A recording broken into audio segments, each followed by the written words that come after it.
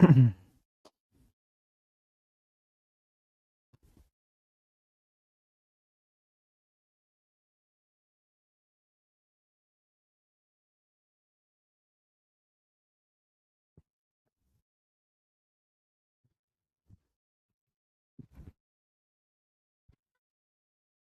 जय Hind to everyone. क्या हाल चाल, कैसे हो सब लोग? फटाफट से कमेंट कर दीजिए। Am I audible and visible? क्या मेरी आवाज सभी तक पहुंच पा रही है? फटाफट से बताइए। जय हिंद, जय हिंद, जय हिंद। क्या हाल चाल, कैसे हो? All good, all fine. Jai Hind. Am I audible and visible? Great. Jai Hind and happy Rakshabandhan to each and everyone.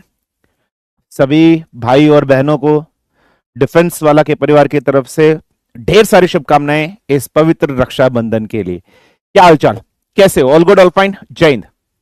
चलिए, सबसे पहले वो हाजिरी लगाएं, आप बुरा, हम अच्छे हैं सर। सबसे पहले वो हो हाजिरी लगाए जो कह रहे हैं कि रक्षाबंधन वाले दिन क्लास क्यों लगाई। हम्म। ऐसा कोई है पैरासीटामोल हमारी क्लास के अंदर? Is there any paracetamol in our class who is saying that sir आज संडे में आज क्लास क्यों लगा दिया? रक्षाबंधन का त्योहार था, हम पूरे दिन रक्षाबंधन मनाएंगे, बार बार राखी बंधवाएंगे। ऐसा कोई है नमूना या नमूनी इस क्लास के अंदर? पहले बता दीजिए। हाँ सर, आज तो आपका बहुत खर्चा हो गया होगा। हाँ, बहुत ज्यादा खर्चा हो गया भाई, हद से ज्यादा हो गया। Yes, present present present. हाँ, मैं हूं पैरासीटामोल। हाँ, ऐसा कोई पैरासीटामोल है? हाँ, सैटरडे, हाँ संडे नहीं बोला मैंने, सैटरडे बोला है। ठीक है, कोई नहीं है। सर कितने देर चलेगी क्लास? लंबी क्लास चलेगी, कम से कम 3 घंटे क्लास लूंगा। सर कार्बन कंपाउंड वाले चैप्टर का व्हाइट बैकग्राउंड नोट्स दे दे, थप्पड़ मारूंगा यहीं से, लपाटे मार मार के घर तक छोड़ के आऊंगा। कार्बन कंपाउंड मैंने लिख लिख के पढ़ाया है, व्हाइट बैकग्राउंड नोट दे दो। कुछ मेहनत मत कर लेना, चम्मच से खाते रहना। यहीं से थप्पड़ मारूंगा खींच खींच के, घर तक लेके जाऊंगा मार मारते। अब गधा गईगा।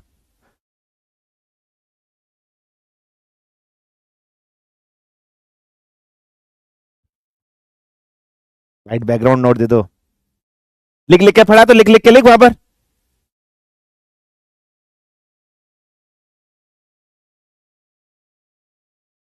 चलिए, 3 घंटे बस। हाँ, 3 घंटे क्लास चलेगी।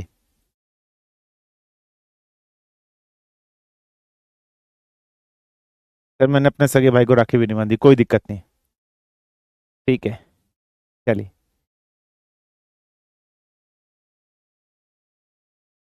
चलिए सर, मजा नहीं आ रहा।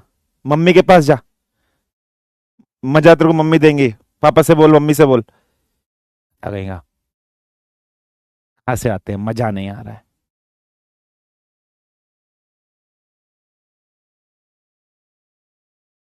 ठीक है, चलिए,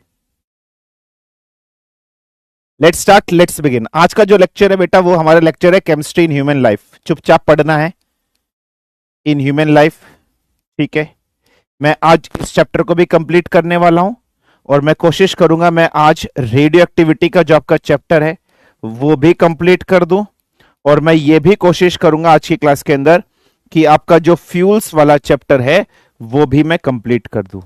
ये 3 चैप्टर मैं कंप्लीट करने के एम से आज की क्लास के अंदर आया हूं, ये याद रखना। ठीक है, so I am just coming out here with the aim of these 3 class. मुझे 3 क्लास कंप्लीट करनी है। अगर मैं इन क्लास की बात कर रहा हूं तो केमिस्ट्री इन ह्यूमन लाइफ की अगर मैं बात कर रहा हूं तो केमिस्ट्री इन ह्यूमन लाइफ के अंदर क्या क्या आएगा? जैसे हम लोग सीमेंट के बारे में डिस्कशन करेंगे, हम लोग ग्लासेस के बारे में डिस्कशन करेंगे, हम लोग एक्सप्लोजिव्स के बारे में डिस्कशन करेंगे, हम लोग रबड़ के बारे में डिस्कशन करेंगे, हम लोग थोड़ा बहुत प्लास्टिक के बारे में डिस्कशन करेंगे। Then we will discussed about plastic के बाद पॉलीमर्स वगैरह पढ़ेंगे, और एक छोटी सी टॉपिक और है मेडिसिन वगैरह भी हम लोग डिस्कशन करेंगे। और uses of noble gases, uses of noble gases, ये हम लोग पढ़ने वाले हैं। ये हमारी टॉपिक रहेगी, थ्योरेटिकल चैप्टर है। ठीक है, बिल्कुल ध्यान से बना, इस चैप्टर के अंदर थ्योरेटिकल पूरी चीज हम लोग डिस्कशन करने वाले। Next, radio activity. Radio activity fuel में, फ्यूल के बारे में एक बच्चा कह रहा है कि सर स्लाइड मैप ऑन कर दीजिए। इतने इतने मारेंगे ना, इतना मारेंगे, इतना मारेंगे। का स्लाइड मैप ऑन तो किए थे, अब दोबारा ऑन करना पड़ेगा क्या? कितनी बार ऑन करे भाई? तुम्हारा टैग फटा हुआ है, ठीक है, हम 10 बार ऑन कर चुके हैं। तुम्हारा सिस्टम हैंग है आज। आज टैग जो तुम्हारा काम नहीं कर रहा है, ठीक है, सही करो अपना टैग। हाँ, बच्चों के नाम, बच्चों को गंदा टैग दे रहे हो तुम, ऐसे कैसे कर रहे हो? हम्म।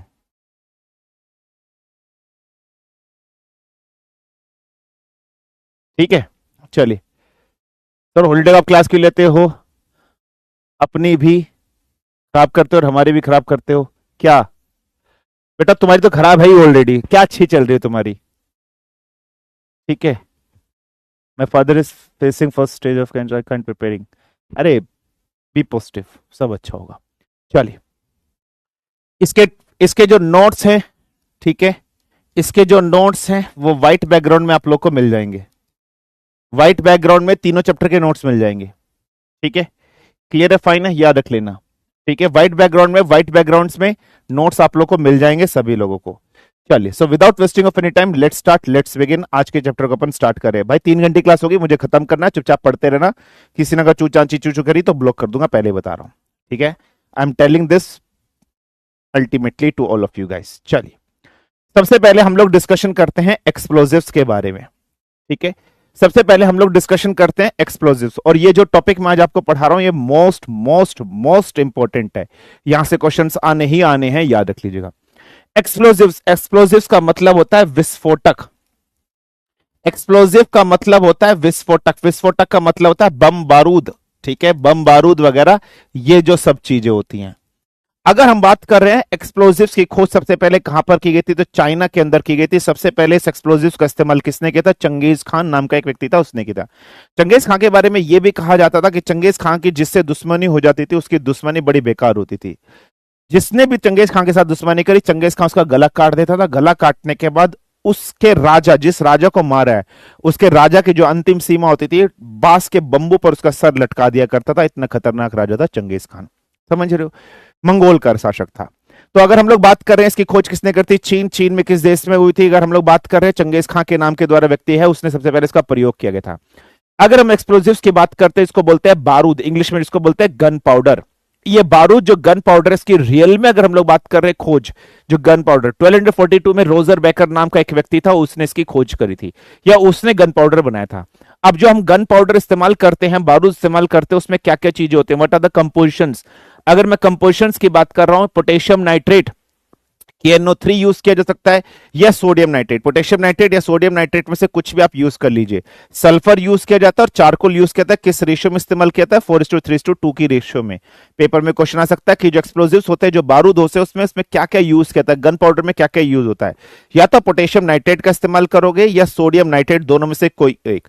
इसके साथ अगर हम लोग बात करें सल्फर और चारकोल का इस्तेमाल किया जाता है, किस रेशियो में इस्तेमाल किया जाता है? 4:3:2 की रेशियो में इस्तेमाल किया जाता है। एक बहुत इंपॉर्टेंट एक्सप्लोजिव्स होता है बेटा, जिसको हम लोग कहते हैं TNT। सर ये TNT आपने कहां पढ़ा था? जब मैंने आपको non metal and its compound में, जब मैं आपको नाइट्रोजन के बारे में डिस्कशन कर रहा था, जब मैंने आपको नाइट्रिक एसिड पढ़ाया था, तो नाइट्रिक एसिड की प्रॉपर्टी से मैंने लिखा था कि नाइट्रिक एसिड का इस्तेमाल किया था TNT को बनाने में। What is TNT? TNT की फुल फॉर्म होती है trinitrotoluene. What is the full form of TNT? Trinitrotoluene होता है। क्या सर हमें इसका मॉलिक्यूलर फॉर्मूला याद रखना है? नहीं, आपको कोई मॉलिक्यूलर फॉर्मूला याद नहीं रखना।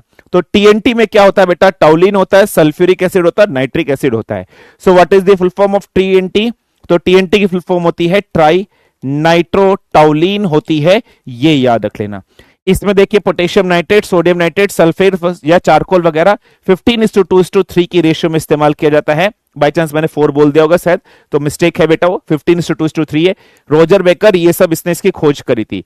ये इंपॉर्टेंट है, ये पेपर में कई बार पूछा जाता है। गन पाउडर में होता क्या है? सिंपल सा कंसेप्ट है, सिंपल सा पॉइंट है, कुछ नहीं है। ये सिंपल सा पॉइंट आपको याद रखना। आगे बढ़ते हैं। अब सबसे पहले अगर हम लोग बात करते हैं, एक वैज्ञानिक थे जिनका नाम था अल्फ्रेड नोबल। अल्फ्रेड नोबल साहब ने एक एक्सप्लोजिव की खोज करती जिसको बोलते थे डायनामाइट। तो पेपर में कई बार आपसे क्वेश्चन पूछा जा सकता है कि डायनामाइट की खोज किसने करी थी? डायनामाइट की खोज करी थी अल्फ्रेड नोबल नाम का जो व्यक्ति है, उन्होंने करी थी। किसने करी थी? एल्फ्रेड नोबल नाम के व्यक्ति है, उन्होंने करी थी डायनामाइट की खोज। अगर हम लोग डायनामाइट की बात करें तो डायनामाइट के अंदर क्या होता है? जैसे टीएनटी के अंदर टॉलिन होता है, नाइट्रिक एसिड वगैरह ये सब चीजें होती हैं, ऐसे डायनामाइट की बात कर रहे हैं तो डायनामाइट के अंदर क्या होता है? नाइट्रोग्लिसरीन होता है। क्या सर हमें फॉर्मूला याद रखना है? नहीं याद रखना, बस ये रखना कि नाइट्रोग्लिसरीन होता है। डायनामाइट की खोज करने के चक्कर पे ही अल्फ्रेड नोबल साहब ने 1903 में इसकी खोज हुई थी और इसी के साथ ही नोबेल प्राइजेस की डिस्कवरी थी, नोबेल प्राइज दिया गया था। सबसे पहला नोबेल प्राइज नोबेल साहब अल्फ्रेड नोबेल को डायनामाइट की खोज के लिए दिया गया था। ये याद रख लेना, ठीक है? क्लियर है? बिल्कुल ध्यान समझना। नेक्स्ट, अगर हम लोग बात कर लेते हैं टीएनटी क्या होता है? ट्राई नाइट्रोटोलुइन होता है। टीएनटी से एक एक्स्ट्रा वर्जन, एक अपग्रेड वर्जन जो होता है उसको बोलते हैं टीएनजी। सर टीएनजी क्या होता है? Tri nitroglycerin. जैसे टीएनटी में ट्राई नाइट्रोटोलुइन होता है, टीएनजी दूसरा एक्सप्लोजिव होता है जिसमें क्या होता है? ट्राई नाइट्रोग्लिसरीन होता है। सर ट्राई नाइट्रोग्लिसरीन में क्या बेसिक डिफरेंस है? इसमें सोडियम नाइट्रेट का इस्तेमाल किया जाता है। किसका इस्तेमाल किया जाता है? Sodium nitrate. अब एक चीज याद रखना, पेपर में कई बार क्वेश्चन आता है, टीएनजी को क्या कहा जाता है? टीएनजी को ऑयल ऑफ नोबल कहा जाता है। तो एट प्रेजेंट सोडियम नाइट्रेट का इस्तेमाल किया जा रहा है जिसकी वजह से हम लोग को मिलता है टीएनजी। तो टीएनजी को क्या कहा जाता है? ऑयल ऑफ नोबल कहा जाता है। सिंपल सा पॉइंट याद रख लेना। एक एक्सप्लोजिव्स और है बेटा जिसको हम लोग आरडीएक्स कहते हैं। आरडीएक्स को प्लास्टिक बॉम्ब भी कहते हैं। आरडीएक्स की फुल फॉर्म क्या है बेटा? Research development explosives, plastic bomb. अब अगर हम इसकी बात करते तो इसमें होता क्या? पेपर में क्वेश्चन पूछा जाएगा तो इसमें होता है पॉलीयूरेथ्रीन। क्या सर हमें फॉर्मूला याद रखना है? नहीं याद रखना। इसका इटली, यूएसए, इन जर्मनी देशों के अंदर इसका अलग अलग नाम है। जैसे अगर हम लोग इसका अमेरिका के अंदर बात करते हैं तो अमेरिका में इसको साइक्लोनाइड कहा जाएगा। वहीं अगर हम इटली की बात करेंगे तो इसे T4 कहा जाएगा। जर्मनी की बात करेंगे तो हेक्सीन कहा जाएगा। और ये जो आरडीएक्स है, इसी आरडीएक्स को कहते हैं बेटा प्लास्टिक एक्सप्लोजिव, प्लास्टिक बम, जिससे राजीव गांधी जी की हत्या करी गई थी। प्लास्टिक बम या फिर आरडीएक्स ये है कि ये मेटल डिटेक्टर में डिटेक्ट नहीं होता है। मेटल तो होता ही नहीं है, मेटल डिटेक्टर में डिटेक्ट नहीं होता। आरडीएक्स के फुल फॉर्म पूछी जा सकती है। This is research and development explosives. Simple सा। सो डायनामाइट क्या हो गया? नाइट्रोग्लिसरीन हो गया। नोबेल साहब ने, एल्फ्रेड नोबेल ने इसकी खोज करी थी। एट प्रेजेंट टीएनटी का अपग्रेड वर्जन टीएनजी आता है, ट्राई नाइट्रोग्लिसरीन आता है। अगर हम लोग बात करें इसमें सोडियम नाइट्रेट का इस्तेमाल किया जाता है। आरडीएक्स भी है। आरडीएक्स में पॉलीयूरेथ्रीन का इस्तेमाल किया जाता है। अमेरिका के अंदर इसको साइक्लोनाइड कहा जाता है। इटली में T4 कहा जाता है। जर्मनी में हेक्सीन कहा जाता है। प्लास्टिक बम इसी को ही कहा जाता है। इतने एक्सप्लोजिव्स क्लियर हो गए? हाँ जी। नेक्स्ट अगर हम लोग और बात कर रहे हैं, जैसे टीएनटी था, फिर टीएनजी आया, अब एक और आया। तो पहले टीएनटी आया, टीएनटी का अपग्रेड वर्जन आया टीएनजी, टीएनजी का अपग्रेड वर्जन आया टीएनपी। ठीक है, TNT, TNG, TNP. Trinitrotoluene, trinitroglycerin, trinitrophenol. So TNP का मतलब क्या है? Trinitrophenol. या फिर इसको और क्या कहा जाता है? इसको पिक्रिक एसिड भी अपन कह सकते हैं। सिंपल याद रखना। सर इसमें होता क्या क्या है? इसके अंदर फिनॉल होता है, सल्फ्यूरिक एसिड होता है और नाइट्रिक एसिड इसके अंदर होता है। ये आपको याद रखना। अगर हम लोग और एक्सप्लोजिव्स की बात करें जिसकी खोज नोबेल साहब ने करी थी, अल्फ्रेड नोबेल ने करी थी, तो एक तो डायनामाइट हो गया, एक और था डायनामाइट का भाई कार्डाइट। क्या था? कार्डाइट।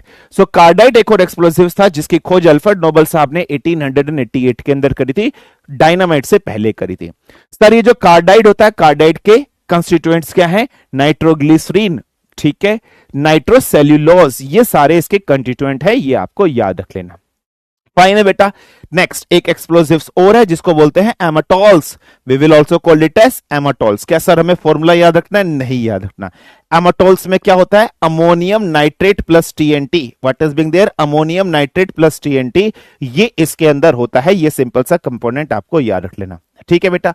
नेक्स्ट ऐसे अगर हम लोग बात कर रहे हैं टेट्राइल, टेट्राइल को क्या बोलते हैं? PETN बोलते हैं। टेट्राइल या फिर PETN, इसके अंदर क्या है? पेंटा इराइथाइरोल टेट्रा नाइट्रोएमीन है। ये सिंपल सा याद रख लेना। ये सिंपल सा कंस्टिट्यूएंट है, इसका नाम आपको याद रख लेना।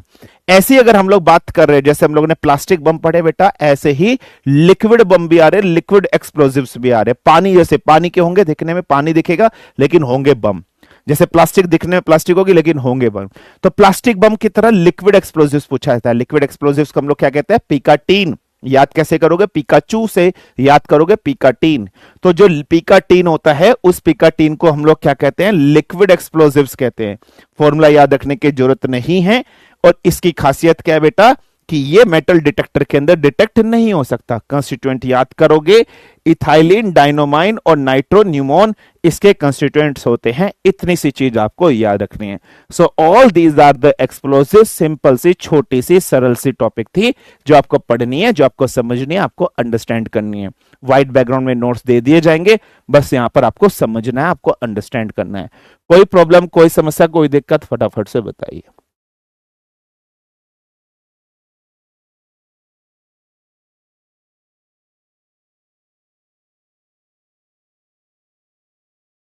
सर मैंने अपनी एक्स से आज राखी बंधवा ली, स्कूल में वो बहुत रो रही थी, बट मैंने बंधवा ली। गुड, सही सही किया।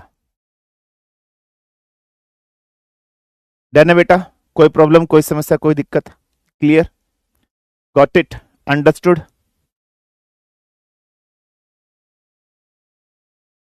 ठीक है, बढ़िया। छोटी छोटी सी टॉपिक है, 5-5 मिनट की टॉपिक है, 8-8 मिनट की टॉपिक है, खत्म। ठीक है, नोट्स खिचड़ी लग रही है मुझे, तो खिचड़ा लग रहा है बेटा। वो भी किसका? मूंग दाल का खिचड़ा लग रहा है बेटा तू मुझे। तेरी हिम्मत कैसे हुई नोट्स को खिचड़ी बोलने की? How do you dare to hang my notes as khichdi? You are looking like a khichda, वो भी मूंग दाल का।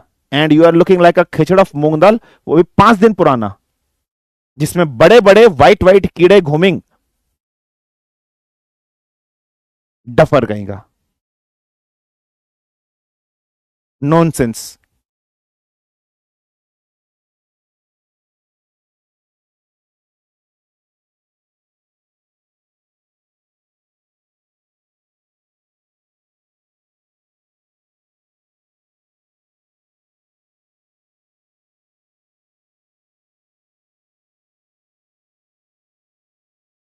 ठीक है, चलिए, done.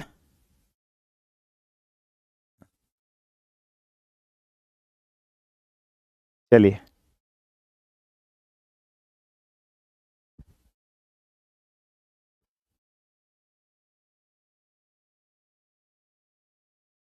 Second topic. Second topic है बेटा नोबल गैसेस के बारे में। पेपर में क्वेश्चन आते हैं noble gases and their uses से।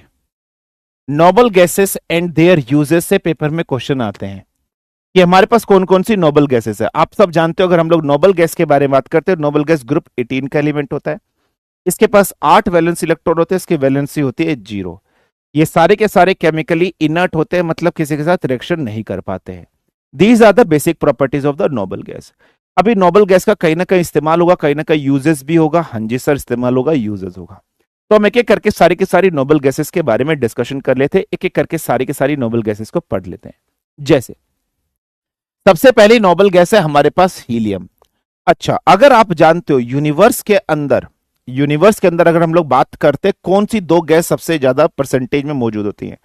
अगर मैं यूनिवर्स की बात कर रहा हूं तो यूनिवर्स में जो गैस सबसे मैक्सिमम अमाउंट के अंदर आपकी प्रेजेंट रहती है बेटा, वो है hydrogen and helium. That is hydrogen and helium. Helium लगभग 75% एंड हाइड्रोजन 25%। लेकिन अगर हम लोग एटमॉस्फेयर के बारे में बात करें, if we are being talking about the atmosphere, atmosphere में मैक्सिमम परसेंटेज में कौन सी गैस आपकी रहती है? तो वायुमंडल एटमॉस्फेयर में बात करें तो नाइट्रोजन हो गई, ऑक्सीजन हो गई एंड सो ऑन आपकी रहती है। इसका मतलब अगर हम ब्रह्मांड की बात करें, यूनिवर्स बात करें, इसमें हाइड्रोजन और हीलियम मौजूद है। हाँ जी सर, मौजूद है। साथ ही साथ अगर हम लोग बात करते हैं, आपने रेडियोएक्टिव सब्सटेंस के बारे में सुना होगा। रेडियोएक्टिव सब्सटेंस कब बनते हैं? जब किसी का न्यूक्लियस अनस्टेबल हो जाता है। न्यूक्लियस अनस्टेबल कब होता है? जब न्यूट्रॉन और प्रोटॉन की रेशियो ग्रेटर देन 1 हो जाती है। तो रेडियोएक्टिव सब्सटेंस अनस्टेबल कंडीशन में होते हैं और वो रेज बाहर निकालने की कोशिश करते हैं और स्टेबिलिटी की तरफ जाना चाहते हैं। जब वो रेज बाहर निकालते हैं तो वो रेज होती है अल्फा रेज, बीटा रेज और गामा रेज। ये जो अल्फा रेज होती है, ये जो अल्फा रे होती है, जिसको आप लोग अल्फा पार्टिकल के नाम से भी जानते हो। यार ये अल्फा रेज या फिर अल्फा पार्टिकल क्या होते हैं? डबल चार्ज हीलियम पार्टिकल, मतलब हीलियम 24 होते हैं। इसका मतलब जितने भी रेडियोएक्टिव सब्सटेंस की अगर हम लोग बात कर रहे हैं, तो रेडियोएक्टिव सब्सटेंस के अंदर भी हीलियम पार्टिकल मौजूद हैं या नहीं मौजूद है? हाँ जी सर, मौजूद हैं। और यूनिवर्स में भी मौजूद है। दो अलग अलग जगह मौजूद हैं। तो पेपर में आपसे क्वेश्चन पूछा जा सकता है कि इसकी डिस्कवरी रेडियोएक्टिव सब्सटेंस में किसने करी थी और ब्रह्मांड सोलर सिस्टम में इसकी खोज, इसकी डिस्कवरी किसने करी थी। तो अगर हम लोग बात कर रहे हैं सोलर सिस्टम में, सोलर सिस्टम मतलब यूनिवर्स की बात कर रहे हैं, तो वहां पर फ्रैंकलैंड और लोकियर नाम के दो व्यक्ति थे, इन्होंने इसकी खोज करी थी। वहीं अगर रेडियोएक्टिव मेटल्स के रूप में रहता है तो वो खोज किसने करी थी, तो रैमजे नाम के एक व्यक्ति थे। इंडियन नहीं है, इंडियन नहीं है, ये याद रख लेना। अच्छा, अब बेटा आप लोगों ने एटमॉस्फेरिक बैलून देखा होगा। एटमॉस्फेरिक बैलून का मतलब क्या, मेट्रोलॉजिकल डिपार्टमेंट वाले जो होते हैं, मौसम विभाग वाले जो होते हैं, वो लोग क्या करते हैं, हवा का डायरेक्शन पता लगाना, हवा किस डायरेक्शन में चल रही है, वो बता देते हैं ना कि यहां बारिश होने वाली है, यहां धूप निकलने वाली है, यहां बौछार पड़ने वाली है, यहां साइक्लोन आने वाली है। तो वो क्या करते हैं बेटा, मेट्रोलॉजिकल डिपार्टमेंट वाले एक मेट्रोलॉजिकल बैलून होता है, उसको हवा में रखते हैं और उसके मूवमेंट के हिसाब से सब कुछ पता लगाते हैं, उसको बोलते हैं एटमॉस्फेरिक बैलून, मेट्रोलॉजिकल डिपार्टमेंट, मौसम विभाग वाले। ये जो बैलून हवा में जब उड़ता है, इसमें कौन सी गैस डाली जाएगी, हल्की गैस डाली जाएगी। अब हल्की गैस कौन सी हो सकती है, हाइड्रोजन हो सकती है, लेकिन इसमें 100% हाइड्रोजन गैस नहीं डाली जाती। क्यों? अगर आपको याद हो, जब मैं आपको हाइड्रोजन पढ़ा रहा था तो मैंने वहां पर लिखा था कि हाइड्रोजन एक फ्लेमेबल गैस है। हाइड्रोजन एक फ्लेमेबल गैस है और आप जानते हो हाइड्रोजन का इस्तेमाल अगर फ्यूल के रूप में इस्तेमाल किया जा रहा है तो फ्यूल तो बर्न होता है, तो फ्यूल के रूप में इस्तेमाल किया जाता है, फ्लेमेबल गैस है ना बेटा। तो इसमें प्योरली हाइड्रोजन गैस नहीं होती, हाइड्रोजन गैस का परसेंटेज थोड़ा सा कम होता है। हाइड्रोजन के साथ साथ इसमें हीलियम भी होती है और हीलियम के साथ नाइट्रोजन भी होती है। सर नाइट्रोजन क्यों? नाइट्रोजन ठंडी गैस होती है जो आग लगने से बचाती है। अगर हमारे एटमॉस्फेयर में ऑक्सीजन की परसेंटेज ज्यादा हो जाती तो हम सब में आग निकली हुई होती। मैं जो पेन पकड़ रहा हूं इसमें भी आग निकली हुई होती। ये आग क्यों नहीं लग पा रही है? नाइट्रोजन की वजह से नहीं लग पा रही है। तो एटमॉस्फेरिक बैलून के अंदर हाइड्रोजन होती है, हीलियम होती है और नाइट्रोजन होती है। इंपॉर्टेंट क्वेश्चन है, पेपर में पूछा जा सकता है। इतना ही नहीं, आप लोगों ने डाइवर्स देखे होंगे ना, सी डाइवर्स देखे होंगे, जो पानी में गोताखोर होते हैं, समुद्र से जो छलांग लगाते हैं, आपने डाइवर्स वगैरह देखे होंगे। सी डाइवर्स और जो नॉर्मल स्काई डाइवर्स होते हैं, वो अपने साथ ऑक्सीजन सिलेंडर कैरी करते हैं। अब ये जो ऑक्सीजन सिलेंडर है, सर इसमें ऑक्सीजन ही 100% की ऑक्सीजन होगी? नहीं। अगर ऑक्सीजन सिलेंडर में आपने 100% ऑक्सीजन डाल दिया और पानी के अंदर जब आप गए हो या हवा में जब आप ऊपर हो बेटा, प्रेशर चेंज होता है। प्रेशर अगर चेंज होता है तो उस ऑक्सीजन सिलेंडर में आग लग सकती है। तो आग को बुझाना है तो इसका मतलब उसमें 100% ऑक्सीजन नहीं होती है, उसमें रेशियो में होती है। वो कौन कौन सी? हाइड्रोजन और नाइट्रोजन और हीलियम, साथ में मिश्रण में होगी ऑक्सीजन। सो नाइट्रोजन और हीलियम 80% होती है, सिर्फ ऑक्सीजन इज ओनली 20%। नाइट्रोजन और हीलियम 80% पार्ट में होती है, ऑक्सीजन सिर्फ 20% पार्ट में होती है। इसका मतलब हीलियम और नाइट्रोजन ऑक्सीजन का रेशियो क्या है? 4:1 का है। सो ये है very important, very very very very important. ये आप न्यू ईयर क्वेश्चन में मेंशन कर लेना, एनडीए 2 2025 के अंदर ये पेपर में क्वेश्चन में पूछा जा सकता है। जो ऑक्सीजन सिलेंडर होता है उसमें ये सारी गैस होती है। सिंपल सा, हीलियम के बारे में इतनी चीज डिस्कशन करनी है, हीलियम के बारे में इतनी सी चीज मैंने आपको सिंपल से बता दिया। Now coming to the second gas, जब हम लोग को डिस्कशन करनी है, that is being neon. Neon की खोज किसने करी? रैमजे नाम का एक व्यक्ति थे, इन्होंने खोज करी। नियोन का इस्तेमाल कहां पर किया था बेटा? इलेक्ट्रिकल सिग्नल्स वगैरह। इलेक्ट्रिकल सिग्नल्स मतलब जैसे फॉर एग्जाम्पल आप लोगों ने बोर्ड, मार्केट में जाते हो, होर्डिंग वगैरह आपने देखी है।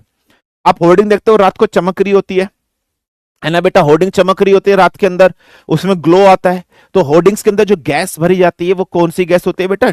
नियोन गैस होती है। डेंजर के सिग्नल्स आपने कहीं पर देखोगे रात को चमकते हैं, डेंजर के सिग्नल्स है ना, लाइट जैसे उन पे पड़ती है, चमकते हैं, उसके अंदर नियोन गैस होती है। साइन बोर्ड आपने देखे होंगे बेटा, जैसे आप मार्किंग चलते हो, सड़क पर चलते हो, साइन बोर्ड्स आपको दिखाई देते हैं, उसके अंदर भी कौन सी गैस भरी जाती है? नियोन गैस भरी जाती है, जैसे बल्ब के अंदर भरी जाती है। एयरपोर्ट सिग्नल्स आपने देखा ना, जब एयरपोर्ट में एयरप्लेन लैंड करता है, टेक ऑफ करता है, तो उसके जो रनवे होते हैं, रनवे पर कुछ सिग्नल्स बने हुए होते हैं, है ना, कि ये red light, blue light, green light, ऐसे करके सिग्नल्स बने होते हैं जिनको पायलट सीन करता है और उसी हिसाब से पायलट एक्शन करता है। तो जो सिग्नल्स होते हैं एयरपोर्ट पर, आपने देखा ना, ऐसे ऐसे हिलाते हैं, ऐसे ऐसे करते हैं, वो सब इसी के अंदर ही होते हैं। ये रख लेना। कलर बल्ब्स, जो कलरफुल छोटे छोटे कलर के जो बल्ब्स आते हैं, उसके अंदर कौन सी गैस होती है? नियोन गैस ही भरी हुई होती है। ये सिंपल सा कंसेप्ट है, आपको याद रख लेना। अच्छा, अब एक चीज याद रखना बेटा, नियोन की खासियत पता है क्या बेटा? नियोन जितना प्रेशर कम होगा ना, वो हमेशा कैसा कलर देता है? Red colour. ये जो स्टेटमेंट मैंने नोट करके लिखाई है बेटा, this is very very very very important. ये न्यू ईयर क्वेश्चन में पूछी जा सकती है। कि नियोन लो प्रेशर पर कैसा कलर देती है। नियोन लो प्रेशर पे हमेशा रेड कलर देगी, रेड कलर है तभी सिग्नल्स वगैरह, तभी इसमें तभी इसमें तभी इसमें। क्यों? क्योंकि रेड कलर की वेवलेंथ कैसी होती है मेरे बच्चे? तो आप सब जानते हो वेवलेंथ कैसी होती है, मैक्सिमम। और वेवलेंथ मैक्सिमम इसका मतलब डिस्टेंस ट्रेवलिंग कैपेसिटी मैक्सिमम होगी, सिंपल सा पॉइंट है, याद रखना। Fine.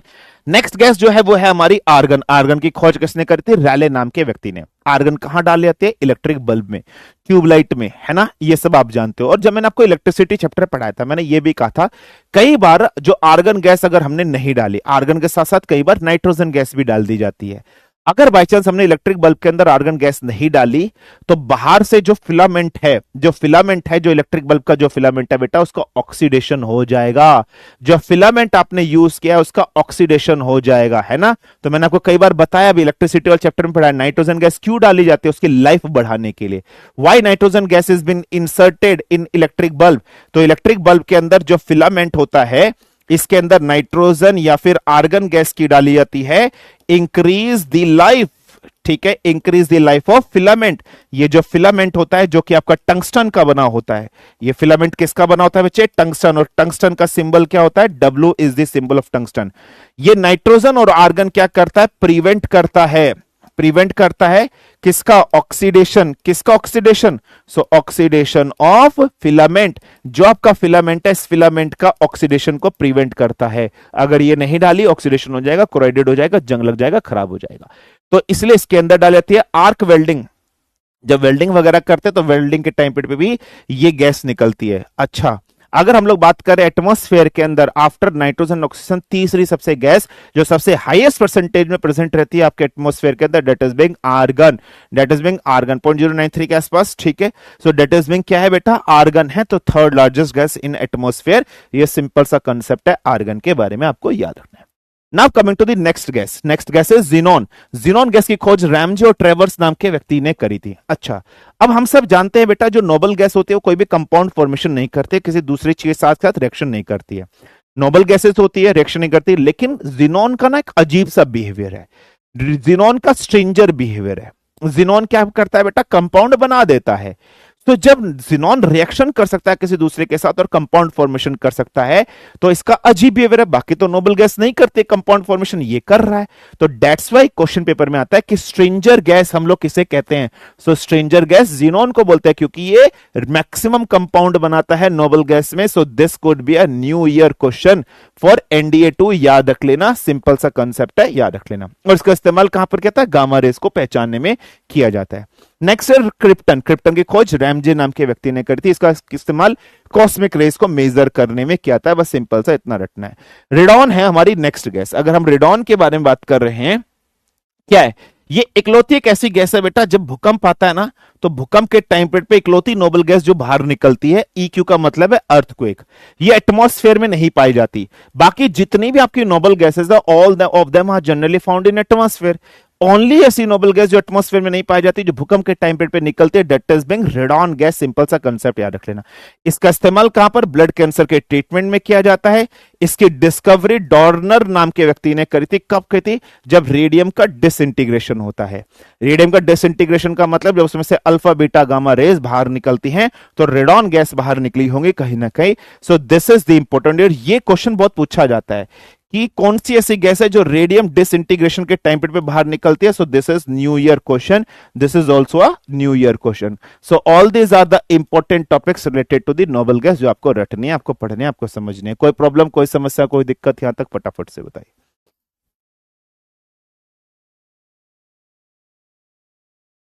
Done? Clear? Understood? Got it?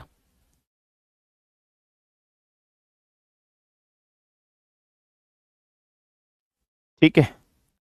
Arnav अर्पित, गुरुजी आपने बॉम्ब बनाने का तरीका बता दिया, अब जाके बॉम्ब बनाऊंगा। रैप्टे भी पड़ेंगे कनपट्टी के नीचे, बुद्धि लाल कर दूंगा, बता रहा हूं।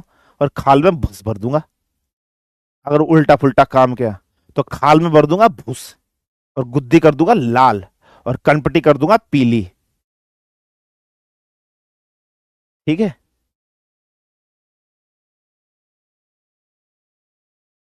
ठीक है।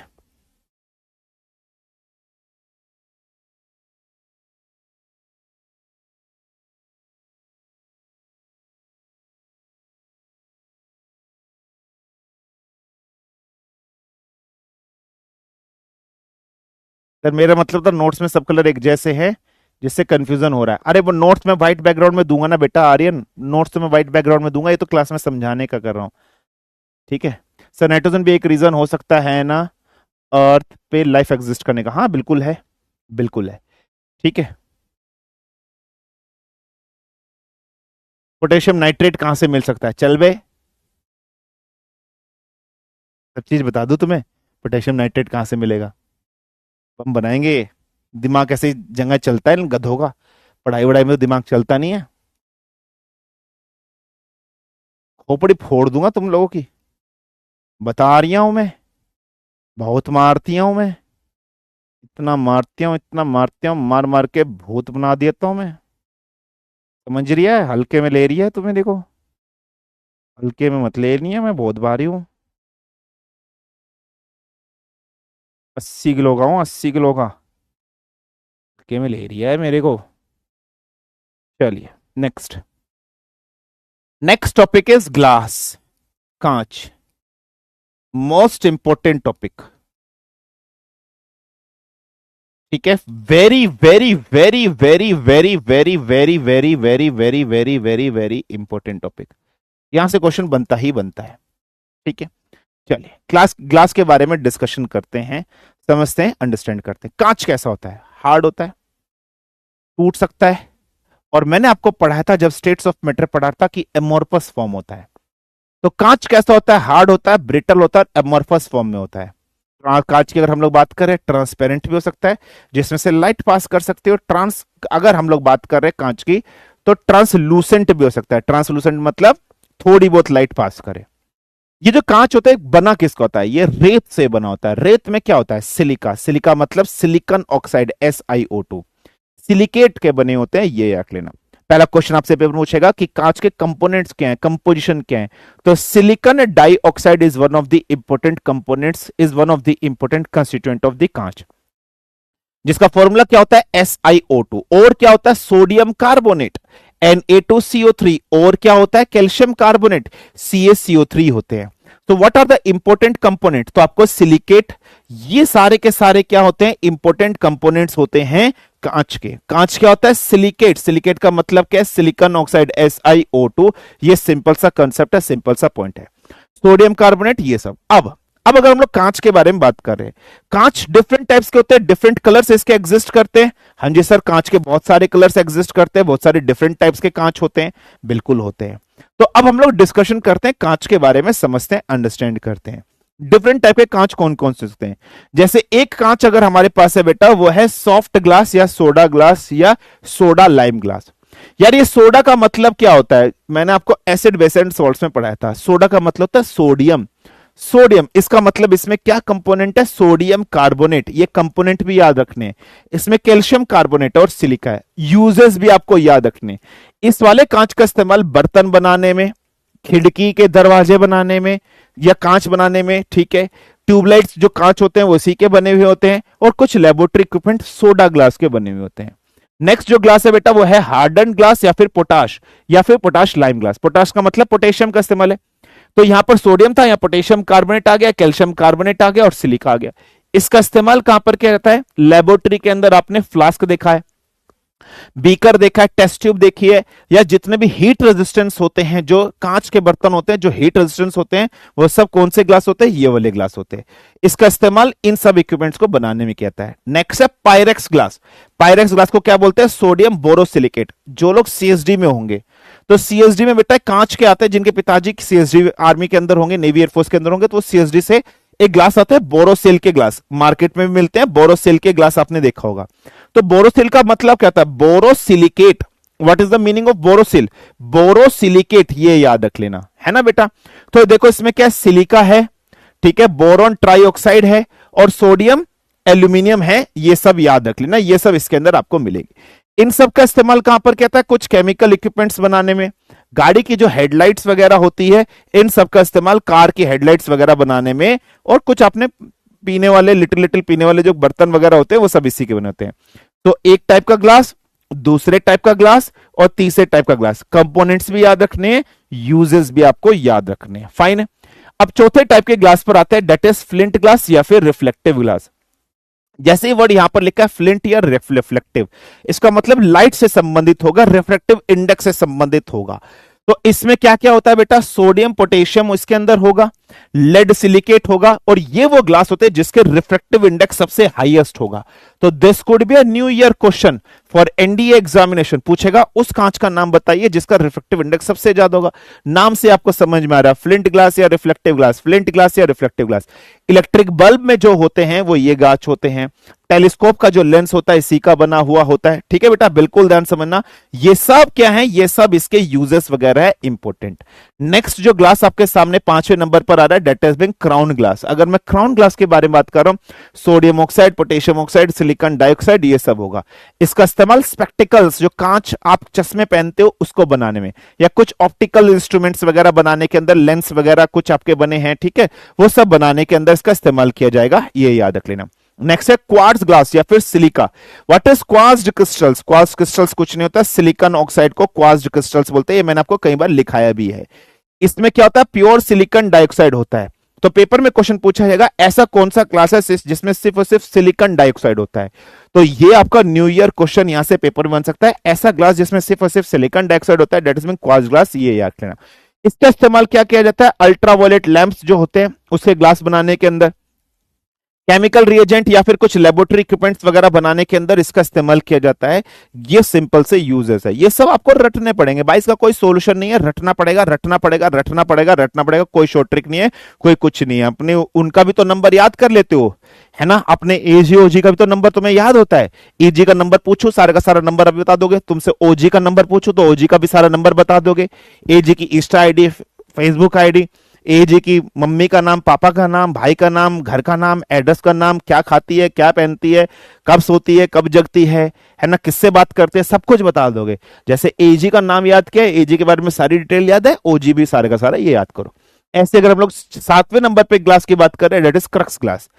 ठीक है, क्रक्स ग्लास का इंपॉर्टेंट है, ये प्रीवियस ईयर क्वेश्चन है, ये पेपर में आ चुका है। पेपर में क्वेश्चन आता है सीरियम, है ना, सीरियम ऑक्साइड किस में होता है, तो सीरियम ऑक्साइड की बात करें इसी के अंदर होता है। अगर हम लोग बात करें पेपर में क्वेश्चन कैसे हो जाएगा, ऐसा कौन सा कांच है जिसकी अल्ट्रावॉयलेट रेस को एब्जॉर्ब करने की कैपेबिलिटी होती है। सो जो अल्ट्रावॉयलेट लाइट को एब्जॉर्ब करने की कैपेबिलिटी होती है वो क्रक्स ग्लास में होती है, याद रखना। इसका इस्तेमाल सन ग्लासेस बनाने में किया जाता है। So this could be a new year question में यहां से पेपर आ सकता है। नेक्स्ट है फोटोक्रोमेटिक ग्लास। फोटोक्रोमेटिक मतलब कहीं ना कहीं लाइट से रिलेटेड है। आपने देखा होगा कई बार ऐसे कांच होते हैं बेटा, जैसे आप लगाते हो व्हाइट दिखते हैं, धूप में जाते हो काले पड़ जाते हैं। तो ऐसा ग्लास पेपर में क्वेश्चन आ सकता है, जो धूप में जाते काला पड़ जाता है वो क्या होता है, वो कौन सा ग्लास होता है, और काला पड़ गया तो किस वजह से। तो मैंने आपको पढ़ाया था ब्लैक एंड व्हाइट फोटोग्राफी में सिल्वर क्लोराइड, सिल्वर ब्रोमाइड होता है। तो इसका मतलब इस वाले कांच के अंदर सिल्वर क्लोराइड या सिल्वर के हेलाइड्स यूज होते हैं। हेलाइड्स मतलब हेलोजन, क्लोरीन, ब्रोमीन, आयोडीन। समझ रहे हो नहीं समझ रहे हो? तो वो कांच जो ब्लैक हो जाता है वो कौन सा बेटा, सिल्वर क्लोराइड या सिल्वर ब्रोमाइड की वजह से है। So this could B new year question यहां से पूछा जाता है। इसका इस्तेमाल जनरल स्पेक्टिकल्स या सन ग्लासेस बनाने में किया जाता है। नेक्स्ट है जीना ग्लास। सबसे बेस्ट क्वालिटी का ग्लास, सबसे दुनिया में सबसे बेस्ट क्वालिटी का ग्लास कौन सा होता है, जीना ग्लास। ये पेपर में क्वेश्चन आपसे पूछा जा सकता है। इसमें क्या होता है, जेड्स का मतलब जिंक और बेरियम बोरोसिलिकेट होता है, सबसे बेस्ट क्वालिटी का कांच होता है। इसका इस्तेमाल अगर हम लोग बात करें कुछ फाइन क्वालिटी की पानी की बोतल्स वगैरह बनाने में, या रिएजेंट जिसके अंदर केमिकल्स वगैरह को रखा जाता है उसको बनाने में किया जाता है। सो ऑल दीज कम से कम 8 टाइप के आपको ग्लास हैं, 8-9 टाइप के ग्लास हैं, ये आपको रटने पड़ेंगे, याद करने पड़ेंगे, फॉर्मूलाज वगैरह सब कुछ याद करना पड़ेगा। कोई प्रॉब्लम, कोई समस्या, कोई दिक्कत किसी को फटाफट से बताइए। डन, खत्म, बस कांच में इतना ही पढ़ना है, कांच खत्म। एनी प्रॉब्लम, एनी समस्या, एनी दिक्कत, कांच खत्म। छोटी छोटी सी टॉपिक है बेटा, कोई ज्यादा बड़ी बड़ी टॉपिक नहीं है, छोटी छोटी सी टॉपिक है, कांच खत्म बस। Done, clear,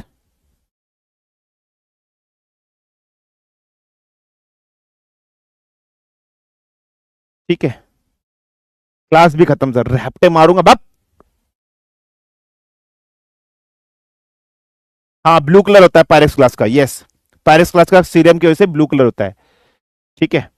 sir water blood proof glass भी होता है, ब्लड प्रूफ ग्लास के अंदर कैवलार इस्तेमाल किया जाता है, कैवलार, कैवलार, ठीक है, कैवलार, फाइन। चलिए, हाँ सबके मेल्टिंग पॉइंट्स अलग अलग होंगे बेटा।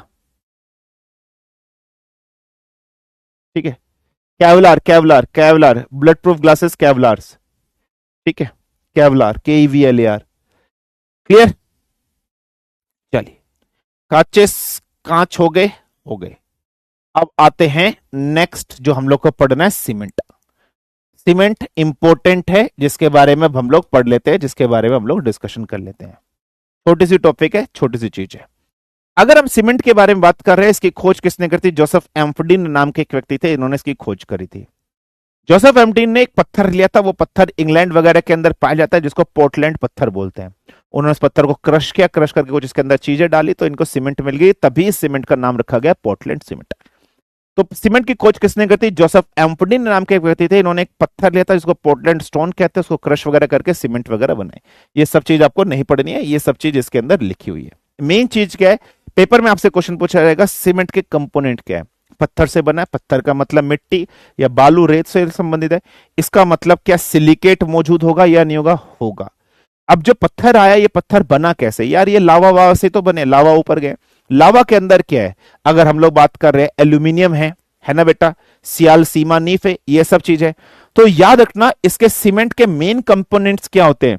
Silicates of calcium and aluminium. जैसे ट्राई कैल्शियम सिलिकेट इसके अंदर है, ठीक है, डाई कैल्शियम सिलिकेट इसके अंदर है, ट्राई कैल्शियम एल्यूमिनेट इसके अंदर है, ठीक है बेटा, क्लियर है। ट्राई कैल्शियम एल्यूमिनेट ये Ca है, ठीक है। और इसके अंदर और क्या है? जिप्सम। जिप्सम का फॉर्मूला क्या होता है? CSO4 into 2S2O। This are the formula. ये क्या है? This are the components of cement. ये सीमेंट के कंपोनेंट है, ये आपको याद। सिलिकाट इसके अंदर कैल्शियम और एल्यूमिनियम के सिलिकेट्स होते हैं। और अदर कंपोनेंट्स की बात करें, परसेंटेज साइड आयरन भी इसके अंदर होता है। ये सब आपको याद रखने हैं, ये अदर कंपोनेंट्स है, परसेंटेज आपको याद रखने की जरूरत नहीं है। नेक्स्ट, अब अगर हम लोग बात कर रहे हैं, सीमेंट में दो चीज होती है बस।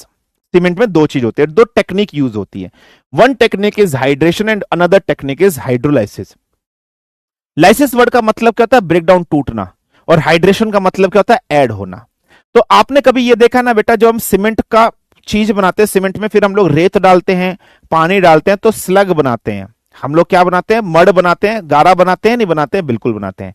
तो हम सीमेंट के अंदर पानी डालते हैं, पानी डालते हैं जब, तो वो कैसे बन जाते हैं बेटा? कोलाइडल जेल बन जाता है। तो जब सीमेंट के अंदर पानी डाला जाता है तो एक जेल बन जाता है, गारा जैसा फॉर्म बन जाता है। उस केमिकल रिएक्शन को कहते हैं hydration. That chemical reaction is been called as hydration. Hydration कैसे होती है? धीरे धीरे जमती है, जमने के बाद हार्ड और फर्म हो जाती है, मजबूत हो जाती है ना। So what is hydration? Hydration का मतलब है addition of water in cement. तो जब पानी डालते हैं बेटा, और साथ साथ सीमेंट के अंदर डाई भी डालते हैं, डाई मतलब कलर कंपोनेंट, तो उस चीज को हम लोग क्या कहते हैं बेटा? ये रख लेना। कुछ समय के बाद सीमेंट मजबूत हो जाती है। जब सीमेंट मजबूत हो जाती है तो उसको बोलते हैं सेटिंग ऑफ सीमेंट। सीमेंट की कोई सेटिंग नहीं है, जैसे तुम लोग की सेटिंग है, ऐसे सीमेंट की कोई भी सेटिंग नहीं है। सेटिंग का मतलब होता है जमाव, ठीक है, ये याद रख लेना, जमाव। तो अगर मैं क्लास में बोलूं सेटिंग ऑफ अ सीमेंट, इसका मतलब है जमाव। गलत मतलब समझना मत, समझना कि सर सीमेंट की भी सेटिंग है, सर हमें तो आप मना करते हो और सीमेंट की खुद सेटिंग है। यहां पर सीमेंट की कोई सेटिंग नहीं है भाई, सीमेंट की कोई सेटिंग नहीं है। सीमेंट बहुत शरीफ सा बच्चा है, ठीक है, बिल्कुल पुकी है। सीमेंट की कोई सेटिंग नहीं है, इसका मतलब है जमाव होना। समझे या नहीं समझे, बदनाम मत करना सीमेंट को। सीमेंट बहुत मासूम सा बच्चा है।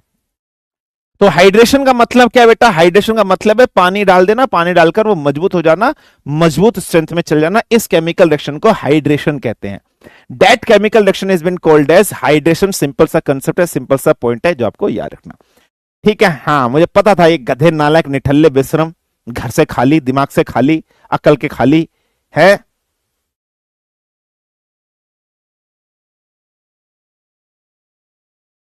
हैं?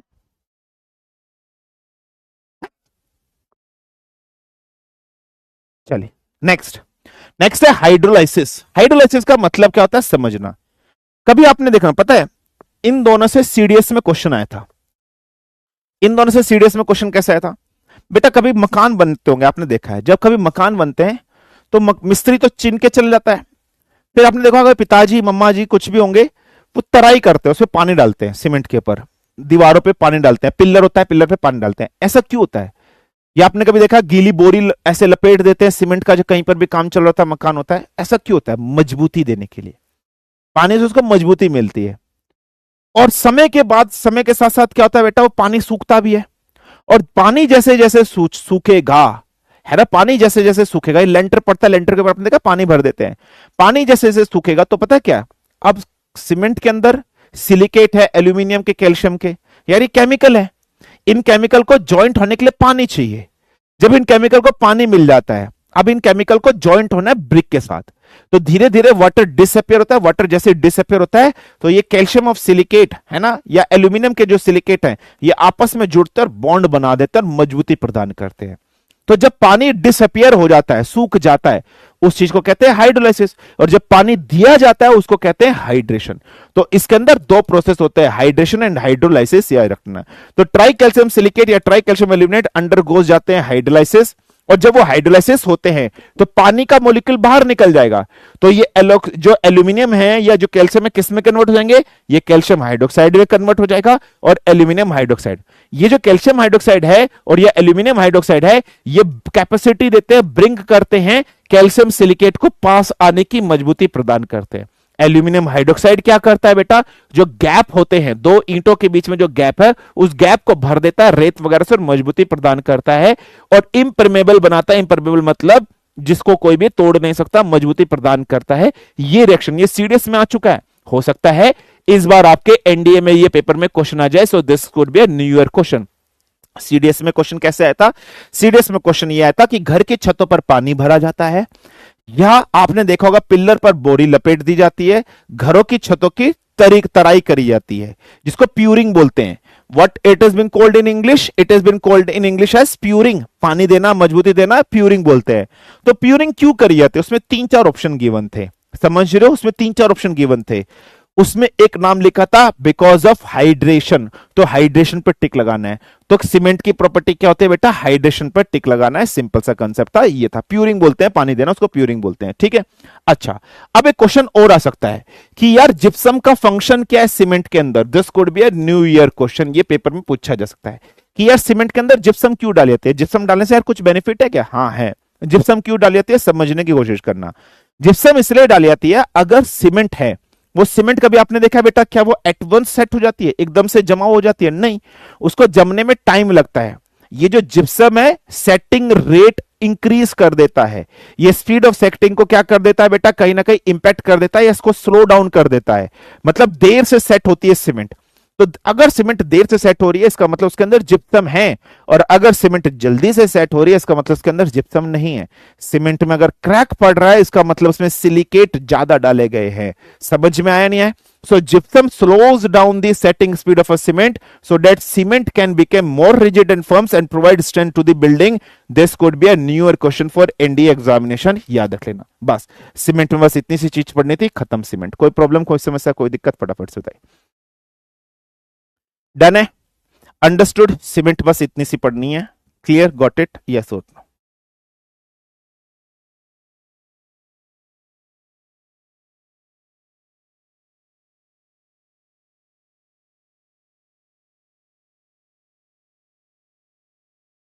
ठीक है, सीमेंट खत्म। छोटी छोटी सी टॉपिक है बेटा, बहुत सरल सरल सी आसान आसान सी टॉपिक है, ठीक है। नेक्स्ट टॉपिक है बेटा fertilizers, very very very important, ठीक है, very very very very very very important. Fertilizers के बारे में डिस्कशन करते हैं, ठीक है। चलिए फर्टिलाइजर्स के बारे में पढ़ते हैं। पेड़ों पौधों की ग्रोथ के लिए खाद बहुत ज्यादा इंपॉर्टेंट होते हैं, फर्टिलाइजर बहुत ज्यादा इंपॉर्टेंट होते हैं, हाँ जी। अब अगर हम लोग फर्टिलाइजर्स की बात करते हैं, 3 फर्टिलाइजर्स को हम लोग बेसिकली 2 पार्ट में डिवाइड करते हैं, macro nutrients and micro nutrients. Micro का मतलब क्या है, कम मात्रा में, और मैक्रो का मतलब चाहिए ज्यादा मात्रा में।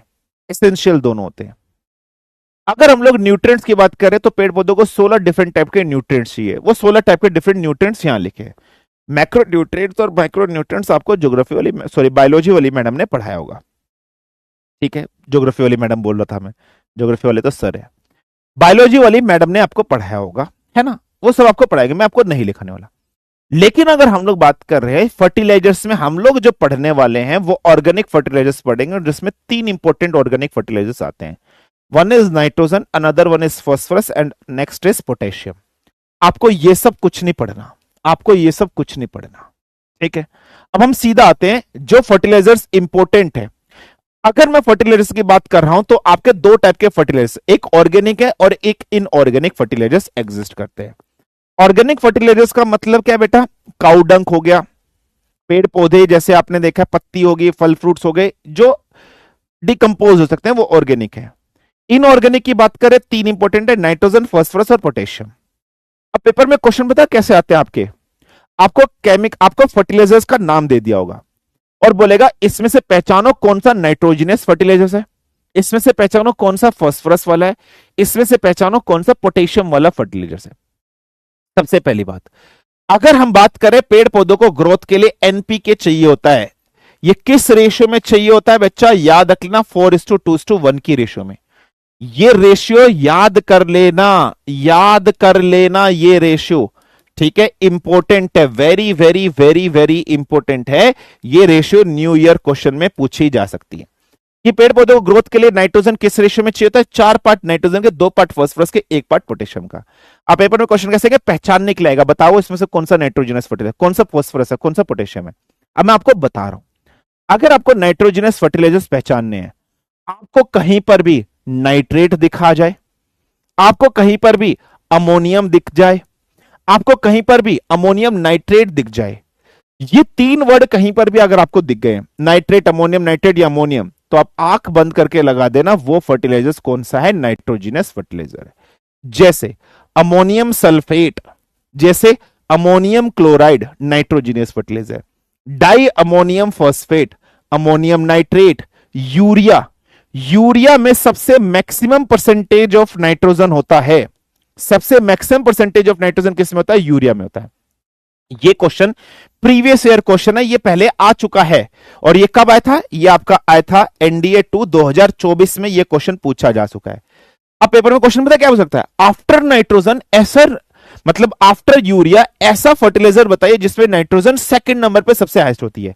तो सेकंड नंबर पे हाईएस्ट परसेंटेज ऑफ नाइट्रोजन किस में? अमोनियम नाइट्रेट में है, ये याद रख लेना। सेकंड हाईएस्ट नाइट्रोजन किस में होती है? Ammonium nitrate. ये पूछा जा सकता है न्यू ईयर क्वेश्चन में, याद रख लेना। ऐसे ही दिख रहा है कैल्शियम, अमोनियम नाइट्रेट, सोडियम, ये सारे के सारे क्या हैं? आपके ही है। बस आपको ट्रिक याद रखने में, क्या आप इतने सारे फर्टिलाइजर्स के नाम थोड़ी ना याद कर पाओगे। बस आपने ये रखना है, कहीं पर भी नाइट्रेट, अमोनियम दिख जाए या अमोनिया आपको दिख जाए तो which type of fertilizer it is being of nitrogenous fertilizer. Simple से रखना। नाइट्रोजन का काम क्या होता है? अमीनो एसिड, प्रोटोप्लाज्म को बढ़ाना, डीएनए, वीएनए, नाइक्लिक एसिड, ये सब अपने ज्योग्राफी बायोलॉजी में आपने पढ़ा होगा। बायोलॉजी वाली सर ने, बायोलॉजी सर कह रहा हूं, बायोलॉजी वाली मैडम ने आपको पढ़ाया होगा, ज्योग्राफी वाले सर, ठीक है, क्लियर है। तो ये सारी की सारी चीजें हैं नाइट्रोजिनस फर्टिलाइजर से रिलेटेड जो आपको पढ़नी है, आपको समझती है। ऐसे ही नेक्स्ट क्वेश्चन कैसे आएगा? अब आएगा पेपर में फास्फोरस वाले फर्टिलाइजर्स को पहचानना। तो फास्फोरस वाले फर्टिलाइजर को जब पहचानना है तो आप कैसे पहचानोगे? फास्फोरस की प्रेजेंस होगी उसके अंदर, फास्फोरस की क्या होगी? प्रेजेंस होगी उसके अंदर, याद रख लेना। किसकी प्रेजेंस होगी? फास्फोरस, याद रखना। या फॉस्फेट, या किस फॉर्म में होगा बेटा? या फॉस्फेट आपका प्रेजेंट होगा, फास्फोरस या फॉस्फेट अगर आपका प्रेजेंट होगा तो फॉस्फेटिक फर्टिलाइजर। जैसे single super phosphate, very important, कई बार क्वेश्चन में आता है। Single super phosphate, double super phosphate, ठीक है, ट्रिपल सुपर फॉस्फेट, और एक होता है एल्कलाइन स्लैग। अब ये एल्कलाइन स्लैग क्या है बेटा? जैसे गन्ना होता है, गन्ने की शुगर मिल होती है, तो शुगर मिल में से, गन्ने की शुगर मिल में से वेस्ट मटेरियल निकलता है। जहां भी गन्ने की मिल होती है जिसमें से शुगर केन होता है, चीनी बनती है, वहां जहां चीनी बनेगी बेटा वहां डिस्टिलरीज भी होगा, वहां एल्कोहल भी बनती है, ये रख लेना। और वहां खाद भी बनेगा, फर्टिलाइजर्स भी बनता है, ठीक है। तो जैसे गन्ने का जो वेस्ट होता है उसको एल्कलाइन स्लैग जैसे वेस्ट होता है, ऐसे ही आयरन स्टील इंडस्ट्री होती है। आयरन स्टील इंडस्ट्री बनाने के बाद आयरन से वेस्ट जो निकलता है उसको एल्कलाइन स्लैग बोलते हैं, ठीक है। तो उसमें भी क्या होता है बेटा? अगर हम लोग बात करें, फास्फोरस होता है, कितना परसेंट होता है? 18%। अच्छा, अब यहां से क्वेश्चन कैसे पूछा सकता है कि उस फर्टिलाइजर का नाम बताइए जिसमें फास्फोरस सबसे ज्यादा मात्रा में होता है। तो आपको देखो, ट्रिपल सुपर फॉस्फेट में सबसे मैक्सिमम है ना, याद रखना। सो ट्रिपल सुपर फॉस्फेट में फास्फोरस मैक्सिमम होता है, डबल में थोड़ा कम और सिंगल में कम होता है, ठीक है बेटा, ये रख लेना। क्लियर है? फाइन है, ये आपको याद रखना। अब ये जितने भी फॉस्फेटिक फर्टिलाइजर होते हैं ये सारे पानी में घुल जाते हैं, ठीक है बेटा, बिल्कुल ध्यान समझना। तो most of the phosphatic fertilizers are soluble in water, ये सिंपल सा पॉइंट याद रख लेना। फास्फोरस का काम क्या होता है?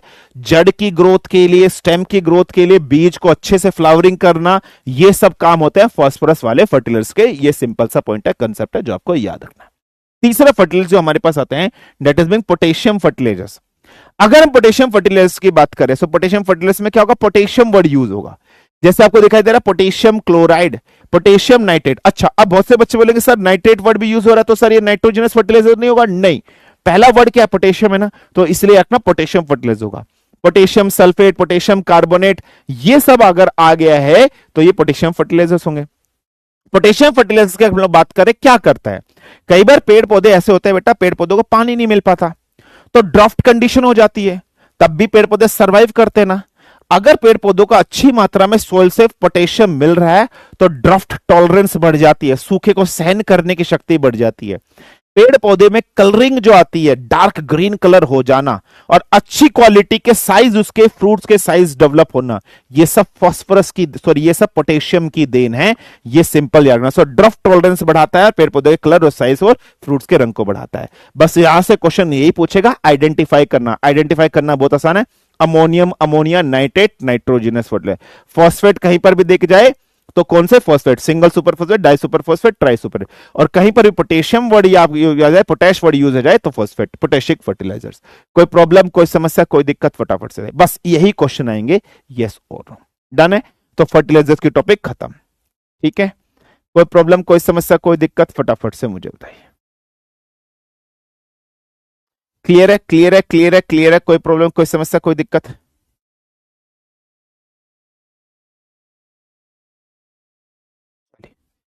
अब जो नेक्स्ट टॉपिक हम लोग पढ़ने वाले हैं, हाँ ये सब पीपीटी नोट करनी नहीं बेटा, व्हाइट बैकग्राउंड में नोट्स टेलीग्राम पे डाल दूंगा मैं। ठीक है, व्हाइट बैकग्राउंड में नोट्स टेलीग्राम पे डाल दूंगा। अब आते हैं ब्यूटी प्रोडक्ट्स। तो हमारी छोरी छोरों से कम नहीं है, अब बहुत ध्यान से सुनना। हमारी छोरी छोरों से कम नहीं है, ठीक है बेटा, बिल्कुल ध्यान से सुनना, ध्यान सुनना। क्यों? सेल्फी लेंगे, लिपस्टिक लसेड़ेंगी, हैं ऐसे करके, ऐसे करके मुंह पे 2.5-3 किलो लसेड़ लेंगी, हैं उसके बाद पता नहीं क्या क्या लगाती हैं ऐसे से, हैं। तो अब लड़कियों की बारी है। तो लड़कियां जो ब्यूटी प्रोडक्ट्स का इस्तेमाल करती हैं, आंखों में काजल ये लगाना, सुरमा लगाना, ऐसे करके ऐसे करना, और थोड़ी देर बाद भूख लगी तो कोई देख तो नहीं रहा, फिर उसी को ऐसे करके खा जाना।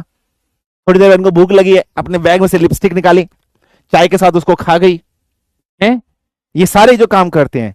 तो अब ब्यूटी प्रोडक्ट्स हम लोग पढ़ने वाले हैं, उन ब्यूटी प्रोडक्ट्स के अंदर क्या इस्तेमाल किया जाता है वो हम लोग डिस्कशन करने वाले हैं।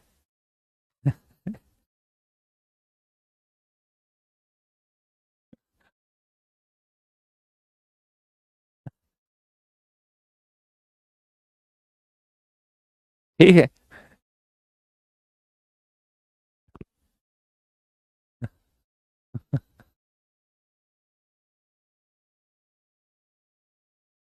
ठीक है,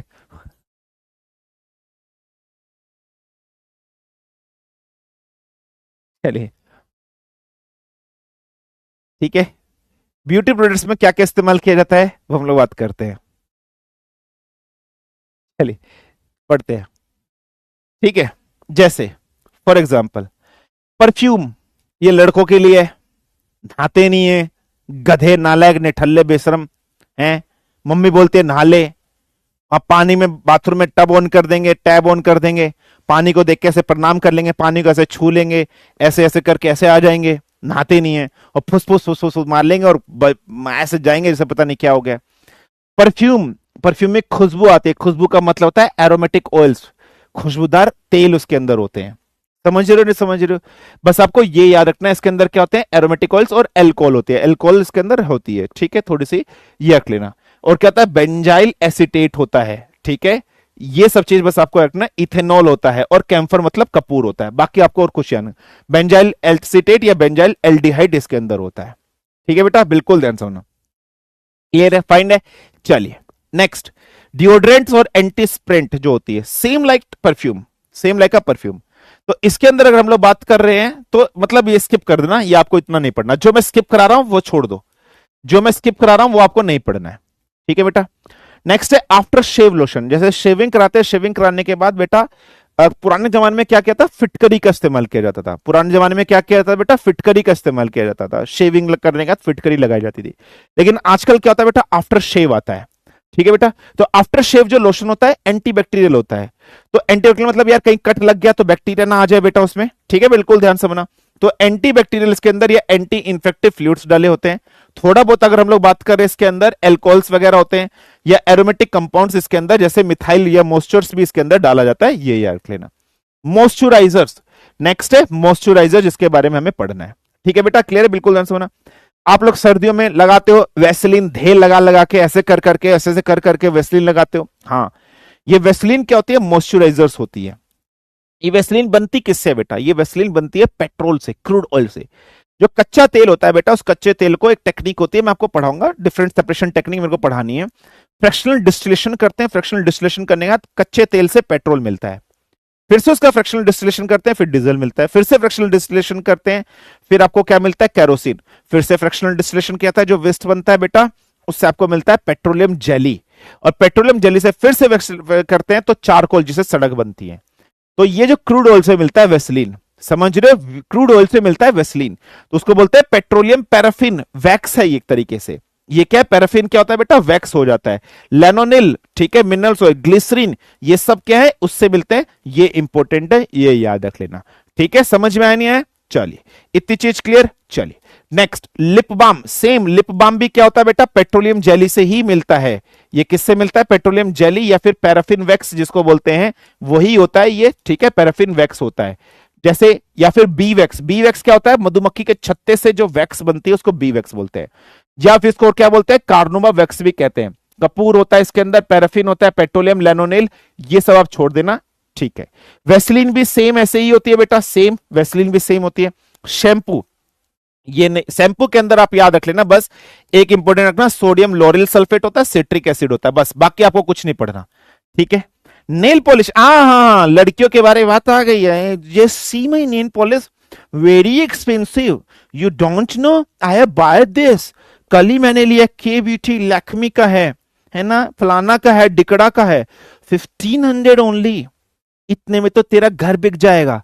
1500 रुपए की है nail polish, don't touch it, गंदी हो जाएगी है नेल पॉलिश, मम्मी ने, सी my nails, C my nails,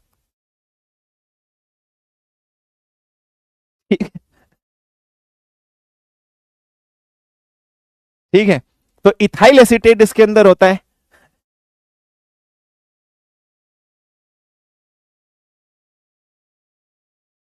ठीक है,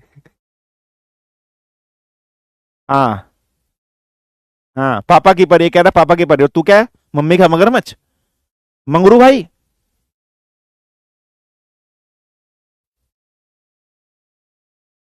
ठीक है। हाँ, मैनीक्योर, एक कह रहा है मैनीक्योर पेरिक्योर, हाँ,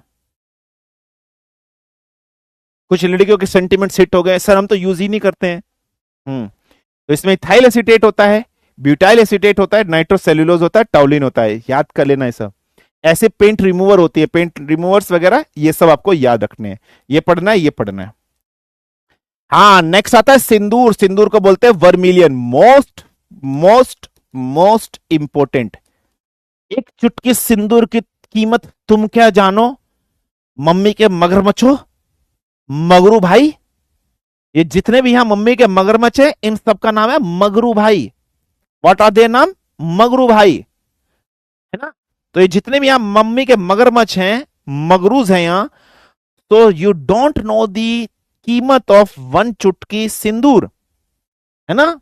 दे, हाँ बिल्कुल ध्यान समझना, क्लियर है। सो मम्मी के मगरमच्छों के बारे में बात यहां पर कर रहे हैं, मगरू भाइयों के बारे में लोग बात कर रहे हैं। तो मगरमच्छ के भाई, मगरमच्छ के भाई कह रहा हूं, जितने भी मगरू भाई हैं,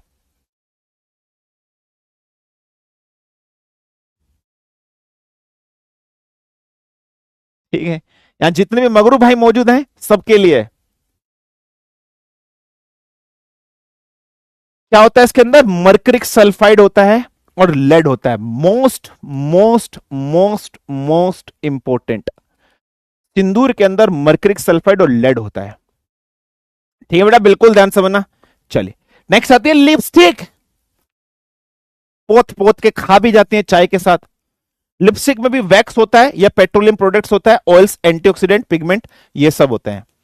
काजल सुरमा लगा के, है ना, ये इंपॉर्टेंट है, very important, very very very important. ठीक है बेटा, इसमें होता है स्टेवनाइट, इसमें स्टेवनाइट होता है और क्या होता है, एंटीमनी, बहुत इंपॉर्टेंट है बेटा, वेरी वेरी इंपॉर्टेंट।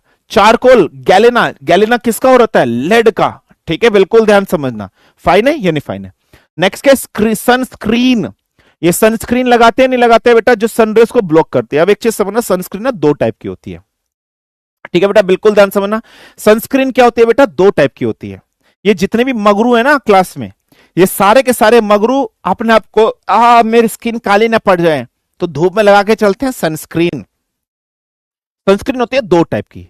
दो टाइप की कैसे सनस्क्रीन होती है बेटा, एक सनस्क्रीन क्या होती है, जो सूरज की किरणें आई हैं उसको टकराकर वापस भेज देती है। और एक सनस्क्रीन ऐसी होती है जब सूरज की किरणें आई हैं तो जो सनस्क्रीन होती है बेटा, उन रेडिएशंस के जो यूवी रेडिएशंस होते हैं, जो हार्मफुल कंपोनेंट होते हैं, उसको मेल्ट करा देते हैं और मेल्ट कराने के बाद स्किन के अंदर चल जाती है। जिस सनस्क्रीन का काम होता है जो स्किन के अंदर भेज देती है वो बेकार सनस्क्रीन होती है। जो सनस्क्रीन रिफ्लेक्ट करके भेज देती है वो अच्छी होती है। सनस्क्रीन नहीं लगानी चाहिए, कैंसर हो सकता है उससे। ये सन ब्लॉक को यूज करती हैं, सन टैनिंग को खत्म करती हैं, तो ये प्रोटेक्ट करती हैं अल्ट्रावायलेट रेस के अंदर। Very very very very very very very very very important. इसके कंपोनेंट पूछा जाएगा, टाइटेनियम डाइऑक्साइड और जिंक डाइऑक्साइड होते हैं। ये न्यू ईयर क्वेश्चन पेपर में पूछा जा सकता है फॉर एनडीए एग्जामिनेशन। कोई प्रॉब्लम, कोई समस्या, कोई दिक्कत, फटाफट से बताइए। तो ये जितने भी मगरू हैं आज के बाद यूज मत करना, ठीक है, मत लगाए करो ये। You are also included in मगरू। चलवे, निकलवे, हटपे। तो मगरू भाइयों समझ में आया, मगरू गैंग खत्म। बस इतना पढ़ना था तो ब्यूटी प्रोडक्ट्स भी खत्म हो गया। सिंपल सिंपल सी टॉपिक से बेटा जो हम लोग डिस्कशन कर रहे हैं चैप्टर के अंदर, और आसानी से हम लोग पढ़ते जाएंगे, बढ़ते जाएंगे। Clear, got it. मम्मी के मगरमच्छ मार्कोस, चलवे चलवे, मगरू कहेगा।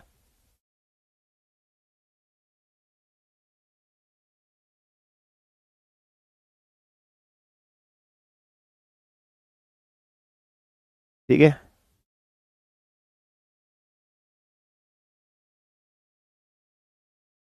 ठीक है, चलिए चलिए आते हैं नेक्स्ट प्लास्टिक पर। अब आते हैं प्लास्टिक पर। ठीक है बेटा, ध्यान समझना। अगर हम लोग बात कर रहे हैं प्लास्टिक्स, चलो प्लास्टिक पढ़ने से पहले थोड़ी सी ऊपर से कहानी डिस्कशन करते हैं।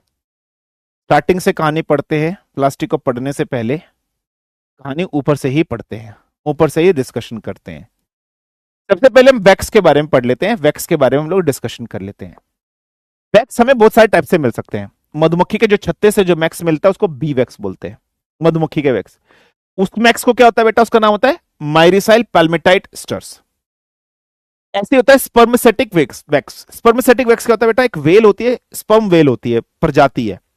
इसका जो फोरहेड होता है, इसके फोरहेड में वैक्स इकट्ठा हो जाता है। जैसे हमारे कान में वैक्स इकट्ठा हो जाता है ना, ऐसे ही इस स्पर्म वेल के फोरहेड में वैक्स इकट्ठा होता है, उसको बोलते हैं स्पर्मेसेटिक वैक्स। उसके उससे निकलता है, कैविटी में से निकलता है, उसको बोलते हैं ये क्या होता है, सिटाइल पाल्मिटेट होता है। नेक्स्ट होता है कार्नोबा वैक्स। कार्नोबा वैक्स अगर हम लोग बात कर रहे हैं तो ये पाल्म, ताड़ के पत्ते से हमें मिलता है। पाल्म वैक्स भी बोलते हैं इसको, ब्राजीलियन वैक्स भी, क्योंकि ताड़ के पत्ते सबसे ज्यादा वहां पर होते हैं। तो ये पाम लीफ से हमें ऑब्टेन्ड होता है। इसमें मिसाइल सीरेट कार्बोनिक एसिड कंपाउंड होता है, या इसको क्वीन ऑफ वैक्स भी बोल दिया था। पेपर में क्वेश्चन पूछेगा क्वीन ऑफ वैक्स को कहते हैं, कार्नोबा वैक्स को कहते हैं। ऐसे होता है बेटा पैराफिन वैक्स। पैराफिन वैक्स का मतलब, पैराफिन मतलब पेट्रोलियम जेली, जो मैंने अभी आपको बताया है। तो पेट्रोलियम प्रोडक्ट से जो वैक्स मिलता है उसको पैराफिन वैक्स कहते हैं। चार टाइप के वैक्स होते हैं, मधुमक्खी के छत्ते से मिलना, स्पर्म मछली के फोरहेड से मिलना, कार्नोबा वैक्स मतलब ताड़ के पत्ते से मिलना, पैराफिन वैक्स मतलब पेट्रोलियम प्रोडक्ट से जो बनता है। ये चार टाइप के वैक्सेस है जो आपको याद रखना है। सिंपल से, आसान से, पेपर में क्वेश्चन आपसे पूछा जाएगा। ठीक है, now now coming to the medicine वाले topic, most most most important topic है जो हम लोग डिस्कशन करेंगे, जो हम लोग पढ़ेंगे। डिफरेंट टाइप की मेडिसिन होती हैं। जो मेडिसिन हमारा, अगर हम लोग बात कर रहे हैं पेन और फीवर से हमें रिलीफ देती है, वो मेडिसिन जो पेन और फीवर से रिलीफ देती है, उस मेडिसिन को हम लोग क्या कहते हैं? एंटीपायरेटिक। बाकी आपको कुछ नहीं पढ़ना, बाकी आपको कुछ नहीं पढ़ना, बाकी मैं कट कर रहा हूं। तो पेपर में क्वेश्चन पूछेगा उस मेडिसिन का नाम बताइए जो पेन और फीवर से रिलीफ कराती है, एंटीपायरेटिक मेडिसिन। एग्जांपल जैसे पैरासीटामोल, ब्यूरिफिन, क्रोसिन, एस्पिरिन, ये आप सब लेते हो ना। ये वो मेडिसिन जो सिर्फ और सिर्फ आपको फ्रीडम फ्रॉम पेन देती है, उस मेडिसिन को हम लोग क्या कहते हैं? एनाल्जेसिक। बाकी आपको कुछ नहीं पढ़ना, बाकी आपको कुछ नहीं पढ़ना, नथिंग, उसके अलावा आपको और कुछ नहीं पढ़ना। एग्जाम्पल क्या है बेटा? जैसे मॉर्फिन, आपने देखा ना बेटा, जब कभी वॉर वाली मूवीज आपने देखो, उसमें बोलते हैं ना मॉर्फिन मॉर्फिन मॉर्फिन कंजक्शन दीजिए, पैरासीटामोल, एस्पिरिन, ब्यूरोफिन, ठीक है, ये सब हो गए।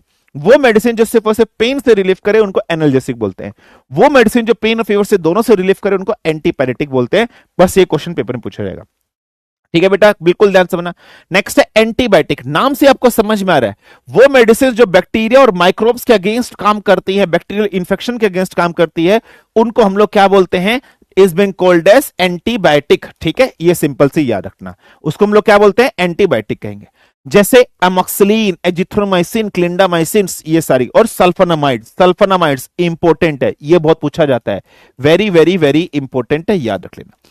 ऐसी क्या होता है बेटा? पेनिसिलिन हमारे पास होती है। पेनिसिलिन सबसे पहले खोजी गई एंटीबायोटिक ड्रग्स थी, अलेक्जेंडर फ्लेमिंग ने 1928 में खोज करी थी, ये आप जानते हो, ठीक है। नेक्स्ट नेक्स्ट बढ़ते हैं एंटीसेप्टिक। एंटीसेप्टिक क्या होते हैं? वो दवाइयां जो हमारे इंफेक्शंस के अगेंस्ट काम करती है।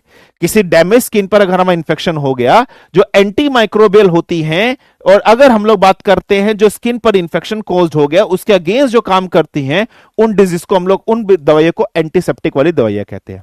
मेजर एंटीसेप्टिक में अगर हम लोग बात कर रहे हैं, बोरिक एसिड, ठीक है, बिल्कुल ध्यान समझ लेना, Na2B4O7 10S2 या H3BO3। बोरिक एसिड क्या होता है बेटा? H3BO3। ऐसे ये होता है बेटा एक बोरेक्स, सुहागा होता है। बोरेक्स का फॉर्मूला क्या है बेटा? Na2B4O7 × 10। अगर वाटर के मोलिक्यूल्स हो जाए तो उसको सुहागा कहते हैं। ऐसे टिंचर आयोडीन आपने देखा है ना, फिनॉल, आपने पेरोक्साइड डाला है, H2O2 पानी डालते हैं ना बेटा, सॉफ्रोमाइसिन, ये सब दवाइयां इस्तेमाल करी जाती हैं मेजर एंटीसेप्टिक के रूप में। बाकी आपको कुछ नहीं पढ़ना, जो जो मैं लिख रहा हूं बस वही वही आपको पढ़ना और कुछ नहीं पढ़ना। नेक्स्ट आते हैं डिसइंफेक्टेंट। नाम से आपको समझ में आ रहा है वो दवाइयां जो जर्म्स या बैक्टीरिया के अगेंस्ट काम करती है, जो सिर्फ और सिर्फ जर्म्स और बैक्टीरिया के अगेंस्ट काम करती है, उन दवाइयों को हम लोग डिसइंफेक्टेंट कहते हैं। जैसे फॉर एग्जांपल आप घर में जब पोछा लगाते हो फिनाइल, तो जब आप घर में पोछा रखते हो फिनाइल से लगाते हो, वो डिसइंफेक्टेंट है, समझ रहे हो, वो डिसइंफेक्टेंट है। एग्जांपल याद रखने की जरूरत नहीं है, दवाइयों के नाम याद रखने की जरूरत नहीं है, बस आपको ये याद रखना है, there is no need to remember the name of the दवाइयां, बस आपको ये रखना है डिसइंफेक्टेंट वाली दवाइयां क्या काम करती है, डेट्स ऑल, बस इतना काम करना है। ऐसे आती है सल्फर ड्रग्स या सल्फोनामाइड। अभी मैंने आपको देखो, मैंने आपको सल्फर ड्रग या सल्फोनामाइड के बारे में बताया था, मैंने कहा था मोस्ट इंपोर्टेंट है। सल्फोनामाइड कहां पर आती है? एंटीबायोटिक्स। एंटीबायोटिक्स, इसका मतलब सल्फर ड्रग या सल्फोनामाइड की मैं बात करूंगा। So what are they are antibiotics. ये सारी की सारी दवाइयां क्या है? एंटीबायोटिक्स, जो बैक्टीरिया के अगेंस्ट काम करती हैं। बस काम खत्म, बाकी आपको कुछ नहीं पढ़ना, कुछ नहीं पढ़ना, कुछ नहीं पढ़ना, ये सारी एंटीबायोटिक्स होती है, काम खत्म। नेक्स्ट आती है एनेस्थीसिया या एनेस्थेटिक। एनेस्थीसिया या एनेस्थेटिक क्या होती है बेटा? बेहोशी के टाइम पीरियड पे कुछ देना है ना, तो थोड़े टाइम पीरियड के लिए बेहोश कर देना, सुन कर देना ऑपरेशन के टाइम पीरियड पे, उन दवाइयों को एनेस्थेसिक दवाइयां कहते हैं। बाकी आपको कुछ नहीं पढ़ना, कुछ नहीं पढ़ना, कुछ नहीं पढ़ना, कुछ नहीं पढ़ना, कुछ नहीं पढ़ना, ये याद रख लेना, ठीक है। नेक्स्ट दवाई आती है ट्रैंकुलाइजर्स। कई बार आपको फियर, डर लगता है, एंजाइटी लगता है, डिप्रेशन होते हो, अकेलापन आता है, उससे डर लगते हो, तो डॉक्टर के पास जाते हो, तो डॉक्टर कहता है थोड़ा सा संतुलन बिगड़ गया है, दवाई देता है। तो वो दवाइयां जो एंजाइटी, फियर, टेंशन, इंसोमिया सभी के लिए दी जाती हैं, उन दवाइयों को ट्रैंकुलाइजर्स वाली दवाइयां कहते हैं। ये सिंपल याद रखना, बाकी आपको कुछ भी याद नहीं करना है। सब पेपर में क्वेश्चन कैसे आएंगे? पेपर में क्वेश्चन ऐसे आएंगे, ट्रैंकुलाइजर वाली दवाइयां, सो ट्रैंकुलाइजर वाली दवाइयां बस मैच द फॉलोइंग में, फियर, टेंशन, एंजाइटी, स्ट्रेस, ठीक है। ऐसे पूछा जाएगा सल्फर ड्रग्स, तो सल्फर ड्रग्स क्या होती हैं? एंटीबायोटिक्स होती हैं। ऐसे पूछा जाएगा एनाल्जेसिक, ठीक है, एनाल्जेसिक सिर्फ और सिर्फ पेन से रिलीज करने वाली, ऐसे पूछा जाएगा। ठीक है, एंटीबायोटिक तो एंटीबायोटिक्स बैक्टीरिया के अगेंस्ट काम करने वाली, एंटी इंसेप्टेंट्स ठीक है तो इन्फेक्शन के अगेंस्ट काम करने वाली। ठीक है बेटा, ऐसे एनाल्जेसिक पूछा जाएगा, एंटीपायरेटिक पूछा जाएगा, सो एंटीपायरेटिक पेन प्लस फीवर के अगेंस्ट काम करने वाली। मैच द फॉलोइंग में क्वेश्चन ऐसे पूछा जाएगा। मेडिसिन खत्म, डाइस खत्म, कोई प्रॉब्लम, कोई समस्या, कोई दिक्कत बताइए।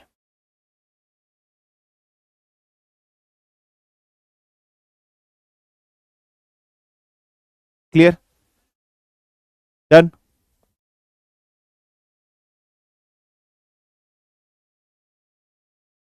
भैया तुम लोग की क्लास है पॉलिटी की?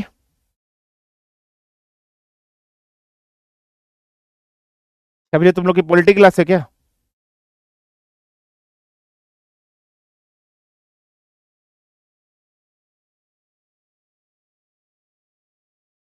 पॉलिटी क्लास है क्या 6 बजे?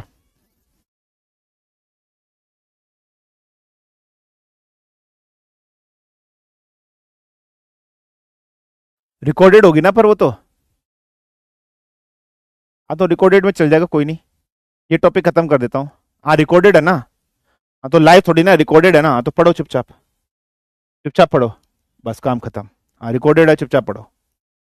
ठीक है, चलिए आगे बढ़ते हैं। अब हमें आना है टॉपिक इंपॉर्टेंट है polymers, very important topic polymers. देखो पॉलीमर्स क्या होता है, पॉलीमर्स दो वर्ड से बना है, पॉली प्लस मर्स। पॉली का मतलब होता है मैनी और मर का मतलब होता है सिंगल यूनिट। मन का मतलब होता है सिंगल यूनिट, मतलब जैसे फॉर एग्जांपल एक सिंगल यूनिट है CH4, ये एक सिंगल यूनिट है। अगर मैं बहुत सारे CH4 CH4 CH4 को ऐसे करके कंबाइंड करके ऐड करता रहूं तो ये क्या बन जाएगा, पॉलीमर। मतलब एक ही यूनिट को अगर मैं मल्टीपल टाइम्स ऐड करता हूं तो वो क्या बन जाएगा, पॉलीमर्स। ये जो एक सिंगल यूनिट होती है, ये जो एक सिंगल यूनिट होती है, इस एक सिंगल यूनिट को कहा जाता है मोनोमर। क्या कहा जाता है बेटा, मोनोमर्स कहा जाता है, ये याद रखना। सो पॉलीमर्स क्या है, रिपीटेटिव कॉम्बिनेशन या कॉम्बिनेशन ऑफ मेनी सब यूनिट्स, समझ रहे हो। तो क्या व्हाट इज मीनिंग पॉलीमर्स का मतलब क्या, many units, repetitive combination of many सब यूनिट्स, और एक सिंगल यूनिट्स को हम लोग क्या बोलते हैं, मोनोमर्स। जब भी पॉलीमर्स के बारे में बात करेंगे, पॉलीमर्स में कौन सा बॉन्ड होगा, कोवलेंट बॉन्ड। जैसे डीएनए है ना, अगर हम लोग बात कर रहे हैं ribonucleic acid, deoxy ribonucleic acid. Polythene, जैसे आपको दिखाई दे रहा है पॉलीथीन, तो इसमें क्या इथिलीन बहुत बार ऐड है। प्लास्टिक भी क्या है, प्लास्टिक भी क्या है, पॉलीमर्स। रबड़ भी क्या है, पॉलीमर। फाइबर्स भी क्या है, सब पॉलीमर है। रबड़, प्लास्टिक, ठीक है, ये fibres, all these are polymers. DNA क्या है, यही है। डीएनए में आपने देखा ना, adenine, guanine, cytosine, thymine. DNA structure Watson and Crick ने दिया था, डबल हेलिक्स स्ट्रक्चर। तो आपने देखा ना, इसमें नाइट्रोजन बेस होते हैं, तो रिपीटेड यूनिट होती है। So all these are polymers. So what are polymers, poly मतलब many units are combined in repetitive manner because of covalent bond. One single unit is called as monomers. ये simple polymers आपको याद रखना है, this is the simple definition of polymers. अगर मैं polymers की बात करूं, तीन कैटेगरी में डिवाइड करोगे, नेचुरल पॉलीमर, सिंथेटिक पॉलीमर और semi synthetic polymer. Natural polymers क्या है, नेचुरल पॉलीमर्स वो पॉलीमर्स होते हैं जो हमें नेचर से मिलते हैं, प्लांट पौधों से मिलते हैं, नेचुरल सोर्सेस से मिलते हैं, एनिमल से मिलते हैं। जैसे एमिनो एसिड, सेल्यूलोज, स्टार्च, रबड़, ये सब क्या है, प्रोटीन, नेचुरल पॉलीमर्स है। वहीं अगर हम लोग सिंथेटिक पॉलीमर्स मतलब मैन मेड होते हैं, जैसे पीवीसी, घर में प्लास्टिक की पाइप होती है, बिजली की पाइप होती है, नाइलॉन, पॉलिस्टर, प्लास्टिक, रबड़, टेफ्लॉन, ठीक है, टेट्राफ्लोरोइथेन जिसकी हम लोग बात करेंगे, सब कुछ आएगा अभी आपके सामने। Nylon, all these are synthetic, ये मैन मेड होती है। एक होती है सेमी सिंथेटिक। सेमी सिंथेटिक का मतलब क्या है, होगा रॉ मटेरियल, होगा कच्चा माल, रॉ मेटेरियल होगा नेचुरल, इस नेचुरल चीज को इसमें कन्वर्ट कर दोगे, इस मेथड का इस्तेमाल करके नेचुरल चीज को इसमें कन्वर्ट कर दोगे। तो सेमी सिंथेटिक वो होते हैं जो नेचुरल चीज से मिलते हैं लेकिन उनका कन्वर्जन करके सिंथेटिक बना दिया जाता है। एग्जांपल क्या है, रेयन, वल्कनाइज्ड रबर। अब यहां पर एक पार्ट लिखा है वल्कनाइज्ड रबर, ये प्रीवियस ईयर क्वेश्चन में कई बार आ चुका है। वल्कनाइज्ड रबर क्या होती है, अगर हम नेचुरल रबर की बात करते हैं तो नेचुरल रबर की अगर हम लोग बात कर रहे हैं, स्ट्रेंथ कैसी होती है बेटा, कम होती है। नेचुरल रबर की स्ट्रेंथ कैसी होती है, कम होती है। हमें नेचुरल रबर की स्ट्रेंथ को इंक्रीज कराना है, तो in order to increase its strength, अगर हमें इसकी स्ट्रेंथ को इंक्रीज कराना है तो हम रबड़ में क्या ऐड कर देते हैं बच्चे, तो हम रबड़ में सल्फर ऐड कर देते हैं, और रबड़ में जैसे ही सल्फर ऐड करते हैं तो रबड़ की स्ट्रेंथ इंक्रीज हो जाती है। ऐसी जो रबड़ जो सल्फर के ऐड होने से बनती है, इस रबड़ को हम लोग वल्कनाइज्ड रबड़ कहते हैं। क्या कहते हैं बेटा, वल्कनाइज्ड रबर। और ये जो प्रोसेस है, इस प्रोसेस को हम लोग कहते हैं vulcanization. What we will call it as vulcanization. So vulcanized rubber sulphur add करके स्ट्रेंथ बढ़ा देते हैं। तो देखो रबर नेचुरल मिलती है, पेड़ पौधे से मिलती है, रबड़ के पेड़ से मिलते हैं। रबड़ के पेड़ में हम लोगों ने केमिकल मेथड करके सल्फर ऐड कर दिया, तो rayon, vulcanized rubber all are semi synthetic polymers. Simple सा कंसेप्ट है, सिंपल सा टर्म्स है जो आपको याद रखना है। 3 टाइप के होंगे, नेचुरल, सिंथेटिक और सेमी सिंथेटिक। अब हम आगे बढ़ रहे हैं। अब हम लोग आगे बढ़ रहे हैं, पॉलीमर्स को बनाने का जो तरीका होता है, जिसमें बहुत सारी सिंगल यूनिट्स को आप रिपीटेटिवली ऐड करोगे, उसको क्या कहते हैं, पॉलीमराइजेशन कहते हैं। तो पॉलीमराइजेशन का मतलब क्या है बेटा, process under which monomers unit को कंबाइन करते कोवलेंट बॉन्ड से, उस टेक्निक को पॉलीमराइजेशन कहते हैं। अगर हम पॉलीमराइजेशन की बात करें, पॉलीमराइजेशन 2 टाइप की होती है। ये केमिकल रिएक्शन 2 टाइप की होंगी, one is addition polymerization and another one is condensation polymerization. हम कैसे पहचानेंगे, पेपर में क्वेश्चन आएगा, इंपॉर्टेंट है ये, दिस इज इंपॉर्टेंट। पेपर में क्वेश्चन आएगा कि एडिशन पॉलीमराइजेशन क्या होता है, कंडेंसेशन पॉलीमराइजेशन क्या होता है, हम कैसे पहचानोगे, किस तरीके से पहचानोगे, मैं आपको बताता हूं, एग्जाम्पल ही पूछेगा। सबसे पहले हम लोग एडिशन पॉलीमराइजेशन की बात करते हैं। बेटा आप लोगों ने हाइड्रोजिनेशन पढ़ा था, जिसमें वनस्पति ऑयल को वनस्पति घी में कन्वर्ट करते थे। हाइड्रोजिनेशन में क्या करते थे बेटा, एडिशन होता था हाइड्रोजन का, और जिसमें आपने देखा था अनसैचुरेटेड, जैसे इथीन जो होता था वो किस में कन्वर्ट होता था, सिंगल सैचुरेटेड में कन्वर्ट, लगभग कुछ ऐसा ही, लगभग कुछ ऐसा ही। लेकिन इसमें क्या है बेटा, यहां पॉलीमर्स बनाने हैं। मतलब फॉर एग्जांपल अगर मैंने 2 इथीन ले लिए, तो 2 इथीन लिए, ये कैसा होगा बेटा, अनसैचुरेटेड। तो याद रखना, जब भी एडिशन पॉलीमरेशन की बात होगी तो रॉ मेटेरियल अनसैचुरेटेड कंबाउंड होगा, और इस तरीके से अनसैचुरेटेड कंपाउंड्स को आप ऐड करोगे, और जब ऐड करोगे इसमें एडिशन होगा, मतलब इनको ऐड करो, ऐड करने के बाद ये सब किस में कन्वर्ट हो जाएंगे, सैचुरेटेड में, और बहुत सारे में कन्वर्ट हो जाएंगे। तो वर्ड बस आगे क्या लगा दोगे, पॉली लगा दोगे। तो इथीन को आपने ऐड किया, इथीन में पॉली वर्ड लगाया, तो क्या बन गया, पॉलीथीन। जो आप घर में इस्तेमाल करते हो पॉलीथीन, उसके बारे में बात कर रहे हैं। तो ये पॉलीथीन जो बनती है किस मेथड से बनती है, एडिशन पॉलीमरेशन से बनती है। तो एडिशन पॉलीमरेशन में क्या होगा बेटा, अनसैचुरेटेड हाइड्रोकार्बन्स होंगे। और देखो जैसे इथीन है, देखो 1 इथीन और 2 इथीन को ऐड किया, एडिशन पॉलीमरेशन हुआ। जब इसका मतलब था एन, इधर भी बहुत सारे, इधर भी बहुत सारे हैं, तो ये सिंगल बॉन्ड में कन्वर्ट हो गया, तो ये किस में कन्वर्ट हो गया, पॉलीथीन में कन्वर्ट हो गया। तो पॉलीथीन इसका एग्जाम्पल हो गया, टेफ्लॉन इसका एग्जाम्पल हो गया, रबड़। ये याद रखना, ये एग्जाम्पल्स इंपॉर्टेंट है। पेपर में क्वेश्चन पूछा गया कि एडिशन पॉलीमरेशन में क्या होता है, एडिशन पॉलीमरेशन में थाइलिन, ये टेफ्लॉन, रबड़ इसका एग्जाम्पल है। अनसैचुरेटेड चीज इसमें कन्वर्ट हो जाती है। क्या सर हमें फॉर्मूला, ये स्ट्रक्चर याद करना है, नो नीड, स्ट्रक्चर याद रखने की कोई भी जरूरत नहीं है, बस सिंपल रखना। एडिशन पॉलीमरेशन के अंदर क्या होगा, अनसैचुरेटेड सीधा सैचुरेटेड में कन्वर्ट होगा। एग्जाम्पल है पॉलीथीन, टेफ्लॉन और रबड़, बस इतनी सी चीज रखना। क्लियर है, कोई फॉर्मूला आपको याद रखने की जरूरत नहीं है, नथिंग नथिंग नथिंग, कोई फॉर्मूला आपको याद रखने की जरूरत नहीं, बस आप ये स्ट्रक्चर याद रख लेना। सो this is the structure of what, this is the structure of polythene, ये पॉलीथीन का स्ट्रक्चर है, बस सिंपल सा याद रखना। तो दिस इज एडिशन पॉलीमरेशन, याद रखना, एडिशन हो रहा है मतलब ऐड हो रहे हैं बहुत सारे इथीन मॉलिक्यूल्स। दूसरा है बेटा कंडेंसेशन पॉलीमरेशन। अच्छा अब एक चीज समझना, कंडेंसेशन वर्ड क्या होता है, कंडेंसेशन का मतलब क्या होता है बेटा, अगर हम सब जानते हैं, हम लोगों ने पढ़ा ना कि गैस होता है, गैस में से अगर हम लोग लिक्विड में कन्वर्ट कर देते हैं, है ना बेटा, अगर हम लोग जानते हैं, है ना, या आप सब जानते हो, है ना, जैसे फॉर एग्जांपल इवापोरेशन होता है, इवापोरेशन का उल्टा होता है क्या होता है, कंडेंसेशन होता है ना। कंडेंसेशन हम लोग मतलब कहीं ना कहीं उसमें से वाटर मॉलिक्यूल्स आपने निकाल दिया, तो वही कुछ यहां पर हो रहा है।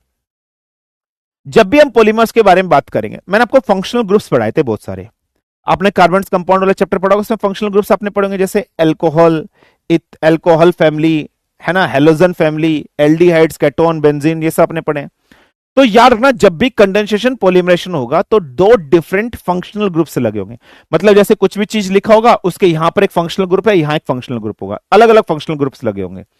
हो सकता है उसके अंदर कार्बोक्सिलिक एसिड हो, केटोन्स हो, एल्डिहाइड्स हो, एल्कोहल हो, कुछ भी हो, तो 2 डिफरेंट फंक्शनल ग्रुप्स होंगे। जैसे आप इधर देख रहे हो, ये एडिपिक एसिड है, एडिपिक एसिड में देखो यहां COOH क्या है, कार्बोक्सिलिक, कार्बोक्सिलिक एक फंक्शनल ग्रुप है। दूसरा आपके सामने क्या दिखाई दे रहा है, हेक्सामिथाइलिन डाइअमाइन, तो यहां देखो एमाइन, NH2 क्या होता है, अमाइन, ये फंक्शनल ग्रुप है। 2 डिफरेंट फंक्शनल ग्रुप वाली चीज आपस में ऐड हो रही है। तो याद रखना रिपीटेटिव कंडेंसेशन ऑफ बाइफंक्शनल मोनोमर्स, मतलब हम उन्हीं चीजों को जोड़ पाएंगे जिसमें बाइफंक्शनल मोनोमर्स हो, अलग अलग मोनोमर्स हमारे पास हो। अब इनको हमने ऐड किया, ऐड होने के बाद मैंने क्या था, कंडेंसेशन में लॉस ऑफ वाटर मॉलिक्यूल होता है। तो आप देख रहे हो ये कन्वर्ट होकर, ये देखो ये COOH था, यहां से एक OH गायब हो गया, यहां से इसका देखो एक OH गायब हो गया, यहां से एक हाइड्रोजन गायब हो गया, यहां से एक हाइड्रोजन, एक हाइड्रोजन, दो हाइड्रोजन, तीन हाइड्रोजन, चार हाइड्रोजन गायब हो गए। और कितने ऑक्सीजन गायब हो गए, दो ऑक्सीजन गायब हो गए। चार हाइड्रोजन और दो ऑक्सीजन से अगर मैं बात करूं तो मैं क्या 2H2O बना सकता हूं, 2 2 4 और 2 ये, यस और नो। तो वाटर मॉलिक्यूल्स बाहर निकला या नहीं निकला। हमेशा याद रखना जब भी कंडेंसेशन पॉलीमरेशन का बात होगा तो लॉस होगा। दूसरा पॉइंट क्या, there is loss of some of simple molecules, जैसे वाटर का होगा, अमोनिया का होगा, अल्कोहल का होगा, बस। बाकी जो मैं आपको काट रहा हूं कुछ नहीं पढ़ना, जो मैंने बस गोला भरा है वो पढ़ना। पहचानना सीखो कैरेक्टरिस्टिक्स क्या होती है, बाई फंक्शनल ग्रुप होंगे, दो फंक्शनल ग्रुप होंगे और लॉस ऑफ हो जाएगा ये। और बस एग्जाम्पल याद रखना, एग्जाम्पल क्या है, डेक्रन या ट्राइलीन है, इथाइलिन ग्लाइकोल है या बैकेलाइट है। ये बैकेलाइट आएगा, बैकेलाइट का इस्तेमाल कहां पर किया था बेटा, आपके पास जो घर में कुकर होता है, कुकर का जो हैंडल होता है वो ब्लैक कलर का होता है, वो बैकेलाइट का होता है। स्विच बोर्ड की जो प्लास्टिक होती है, प्लास्टिक नहीं होती, वो बैकेलाइट होती है। मेरे हाथ में जो पेन है ये बैकेलाइट है, एलईडी का पीछे का पैनल बैकेलाइट का है, समझ रहे, मोबाइल का जो पैनल होता है सब बैकेलाइट का होता है। तो ये सब एग्जांपल है, बैकेलाइट कंडेंसेशन पॉलीमरेशन है, समझ रहे हो, ये एग्जांपल याद रखना। तो इसमें दो फंक्शनल ग्रुप हो गए, उसमें कुछ नहीं होता ऐसा। उसमें सिंपल क्या होगा, जो अनसैचुरेटेड सैचुरेटेड में कन्वर्ट हो जाएंगे। उसमें एग्जांपल क्या, पॉलीथिलीन है, टेफ्लॉन उसका एग्जांपल है। इसके एग्जांपल क्या, इथाइलिन है, डेक्रोन है और बैकेलाइट है। क्लियर, कोई प्रॉब्लम, कोई समस्या, कोई दिक्कत, ये होते हैं पॉलीमर। सिंपल सा कंसेप्ट, सिंपल सी चीजें याद रख लेना। कोई प्रॉब्लम, कोई समस्या, कोई दिक्कत, बस इतनी चीज बताइए। समझ में आया या नहीं आया। तो डाटा ज्यादा हो रहा है, निकलो। जिसको नहीं पढ़ना वो जाओ, जिसको नहीं पढ़ना वो दफा हो जाओ, चुपचाप क्लास करने दो मेरे को, ठीक है। ये तुमसे क्या 3 घंटे पढ़ा नहीं जाता सुहेब, 2 घंटे पढ़ा नहीं जाता, क्या सिलेक्शन होगा बे, निकले यहां से, दिमाग खराब नहीं करना मेरा। डाटा ज्यादा हो जा रहा है, पढ़ा नहीं जा रहा है, जैसे साथ के साथ याद कर रहे हो। भाई जिसको नहीं पढ़ना वो दफा हो जाओ, क्लास पूरी चलेगी, मैं सिलेबस कंप्लीट करा के जाऊंगा, ठीक है। नहीं पढ़ना मत पढ़ो, मूड खराब करने की जरूरत नहीं है, बता रहा हूं मैं।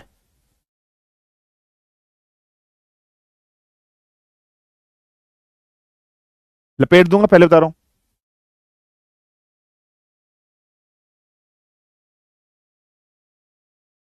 ठीक है, चलिए नेक्स्ट आते हैं बेटा रबड़ पर, इंपॉर्टेंट है। नेक्स्ट आते हैं रबड़ पर, ठीक है। रबड़ की बात कर रहे हैं, रबड़ की अगर हम लोग बात करें, रबड़ खिंच जाती है, इलास्टिक प्रॉपर्टीज है, इलास्टोमर्स है या नहीं है, हाँ जी। फ्लेक्सिबिलिटी है या नहीं है, हाँ जी। अगर हम रबड़ की बात करें, रबड़ हम लोग दो कैटेगरी में डाल देते हैं, एक है नेचुरल रबर और एक है synthetic rubber. One is natural rubber and another one is synthetic rubber. आप पेपर में क्वेश्चन पता कैसे पूछेगा कि what is the polymer of natural rubber, natural rubber का पॉलीमर क्या है, सिंथेटिक रबर का पॉलीमर क्या है, क्वेश्चन में आपसे बताऊंगा। तो अब हम लोग बस यहां से कुछ चीज नहीं पढ़नी, जो काम की चीज है बस सीधा उस पर आते हैं। नेचुरल रबर कैसी होती है, पेड़ पौधे से मिलती है, व्हाइट कलर की होती है, स्टिकी चीज होती है, लिक्विड होती है पेड़ पौधे से, बस आपको रखना। व्हाट इज दी मोनोमर, बस आपने रखना है, नेचुरल रबर का मोनोमर क्या होता है बेटा, ये होता है, ये रट लेना। नेचुरल रबर का monomer, very very very very important. What is the monomer of natural rubber, isoprene. Isoprene का मतलब क्या था, 2 मिथाइल 1,3 ब्यूटाडीन। क्या सर हमें ये स्ट्रक्चर याद रखना है, याद कर सकते हो तो कर लेना, नहीं करना तो मत कर लेना। बाकी आपको कुछ नहीं पढ़ना, बाकी आपको कुछ नहीं पढ़ना, खत्म। नेचुरल रबर का बस मोनोमर याद रखना है। What is the monomer of natural rubber, monomer of natural rubber is isoprene. Isoprene का C5H8 2 मिथाइल 1,3 ब्यूटाडीन इंपॉर्टेंट है, न्यू ईयर क्वेश्चन यहां से पूछा जाता है, बस काम खत्म। इतनी चीज आपको बस पढ़नी है, समझनी है। अब हम लोग ऐसे ही बात कर रहे हैं सिंथेटिक रबर। सिंथेटिक रबर मतलब आर्टिफिशियल होगी, मैनमेड होगी, केमिकल प्रोडक्ट इसके अंदर होंगे, ठीक है। सीधा पूछा जाएगा what is the monomer of synthetic rubber, synthetic rubber का मोनोमर क्या होता है। तो नियोप्रीन इज द मोनोमर, ठीक है, नियोप्रीन इज द मोनोमर, याद रख लेना। Neoprene is the monomer of synthetic rubber, ठीक है। सिंथेटिक रबर का जो मोनोमर है वो क्या है, नियोप्रीन। नियोप्रीन का मतलब क्या है, ये 2 क्लोरो 1,3 ब्यूटाडीन। उसमें क्या था 2 मिथाइल 1,3-ब्यूटाडीन, इसमें क्या है 2 क्लोरो 1,3-ब्यूटाडीन। क्या सर हमें फॉर्मूला याद रखना है? याद कर लेना, नियोप्रीन ये होता है, याद कर सकते हो तो अच्छा, बस इतनी चीज पढ़नी है। तो व्हाट इज द पॉलीमर या what is the monomer of natural rubber? तो पॉलीमर या monomer of natural rubber is, आपको पता चल गया, isoprene 2 methyl one three butadiene. What is the monomer of synthetic rubber की अगर हम लोग बात कर रहे हैं, नियोप्रीन। तो नियोप्रीन मोनोमर है इसका मतलब क्या है 2 क्लोरो 1,3-ब्यूटाडीन। 2 क्लोरो 1,3-ब्यूटाडीन सिंपल सा कंसेप्ट है, सिंपल सा पॉइंट है जो आपको याद रखना है। 2 क्लोरो 1,3-ब्यूटाडीन है, सिंपल सा कंसेप्ट है, सिंपल सा पॉइंट है, बस आपको रखना है, ये पूछा जाएगा। तो this could be a new year question, ये simple. Natural rubber synthetic rubber का मोनोमर समझ में आ गया, बस फॉर्मूला याद कर सकते हो, कर लेना। अब अगर हम लोग सिंथेटिक रबर की बात करते हैं, ये सिंथेटिक रबर दो टाइप की होती है, one is Buena and another one is Buena S. ठीक है बेटा, बिल्कुल ध्यान से समझना, one is Buena and another one is Buena S. बाकी आपको कुछ नहीं पढ़ना, बाकी आपको कुछ नहीं पढ़ना, नथिंग। जो मैं काट रहा हूं आपको कुछ नहीं पढ़ना, ठीक है, बिल्कुल ध्यान से समझना, कुछ नहीं पढ़ना, कुछ नहीं पढ़ना, कुछ नहीं पढ़ना, कुछ नहीं पढ़ना, कुछ नहीं पढ़ना। ये जो ब्यूना एंड रबर होती है, इसका इस्तेमाल कहां पर कहता है? फ्यूल पाइप्स, आपके घर में एलपीजी सिलेंडर से पाइप लगता है, उसको बनाने में, सील्स बनाने में, रबड़ की कुछ गैस्केट सील्स होते हैं ना, वॉर्सल्स वगैरह होते हैं, ग्लव्स बनाने में, इन सब का इस्तेमाल वगैरह नहीं है। ब्यूना एस रबर का अगर हम लोग बात कर रहे हैं, तो ब्यूना, ये ब्यूना एन हो गया, ब्यूना एस का इस्तेमाल कहां पर कहता है? जूतों के शॉल बनाने में, ठीक है बेटा, हील्स जो जूते चप्पल बनते हैं, च्युइंगम भी इसी की बनी होती है कुछ, बस से आपको ये रख लेना है। तो ब्यूना एस और ब्यूना एस के यूजेज रखना। सर ये ब्यूना एन का मतलब क्या है, ब्यूना एस का मतलब क्या है, अभी मैं आपको बताऊंगा। तो हमने रबर में क्या देखा, दो टाइप के नेचुरल रबर का मोनोमर्स क्या हो गया बेटा? आइसोप्रीन। आइसोप्रीन का मतलब 2 मिथाइल 1,3-ब्यूटाडीन। इसका क्या हो गया? नियोप्रीन। नियोप्रीन का मतलब 2 क्लोरो 1,3-ब्यूटाडीन। ये दो टाइप के होते हैं, ब्यूना एन और ब्यूना एस, उसके यूजेस मैंने आपको बता दिए। सर ये जो वर्ड ब्यूना एस है, ब्यूना एन है, इसका मतलब क्या है? जहां कहीं भी ब्यूना एस लिखा है, इसका मतलब होता है स्टाइरीन ब्यूटाडीन रबर, एसबीआर, ये याद रख लेना। न्यू ईयर क्वेश्चन पूछा जाता है, इंपॉर्टेंट। ये स्टाइरीन जो लिखा है, इसका मतलब क्या है? पहले आप इस तरीके से बेंजीन बना दोगे और यहां पर CH डबल बॉन्ड CH2 लिख दोगे। ये स्ट्रक्चर कुछ भी आपको याद रखने की जरूरत नहीं है, ठीक है। इसमें क्या होता है, ब्यूटाडीन 1,3 और स्टाइरीन की रेशियो याद रख लेना, 1:3:1 की रेशियो में सोडियम के साथ प्रेजेंट होती है। अगर ब्यूना एस रबर की बात करते हैं, गाड़ी के टायर बनाने में, मोटरसाइकिल के टायर बनाने में, स्कूटर के टायर बनाने में, ठीक है, ये सब इसका इस्तेमाल किया था। फुटवेयर्स बनाने में, शू के शोल्स बनाने में, ठीक है, इलेक्ट्रिकल इंसुलेशन, ये सब कन्वेयर बेल्ट्स बनाने में, पट्टी होती है ना मोटर पे, कन्वेयर बेल्ट होती है, ये बस आपको याद रखना है, इतनी चीज। तो ये है स्टाइरीन ब्यूटाडीन रबर, एसबीआर बोलते हैं ब्यूना एस को। ब्यूना एन क्या होता है? ब्यूना एन का मतलब है ब्यूटाडीन एंड एक्राइलोनाइट्राइल। एन का मतलब देखो इधर नाइट्राइल से आ गया।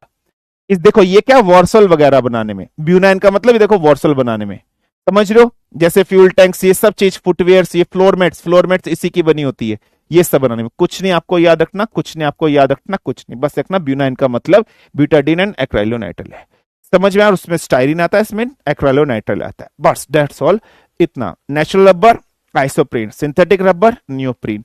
कोई प्रॉब्लम, कोई समस्या, कोई दिक्कत बताइए, बस इतनी चीज पढ़नी है। डन, क्लियर, बस गॉट इट, बाकी कुछ नहीं पढ़ना आपको, क्लियर।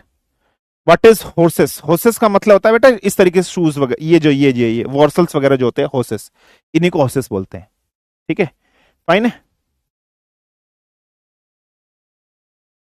ठीक है, चलिए next. Vulcanize rubber, vulcanization, vulcanize rubber मैं आपको बता चुका हूं।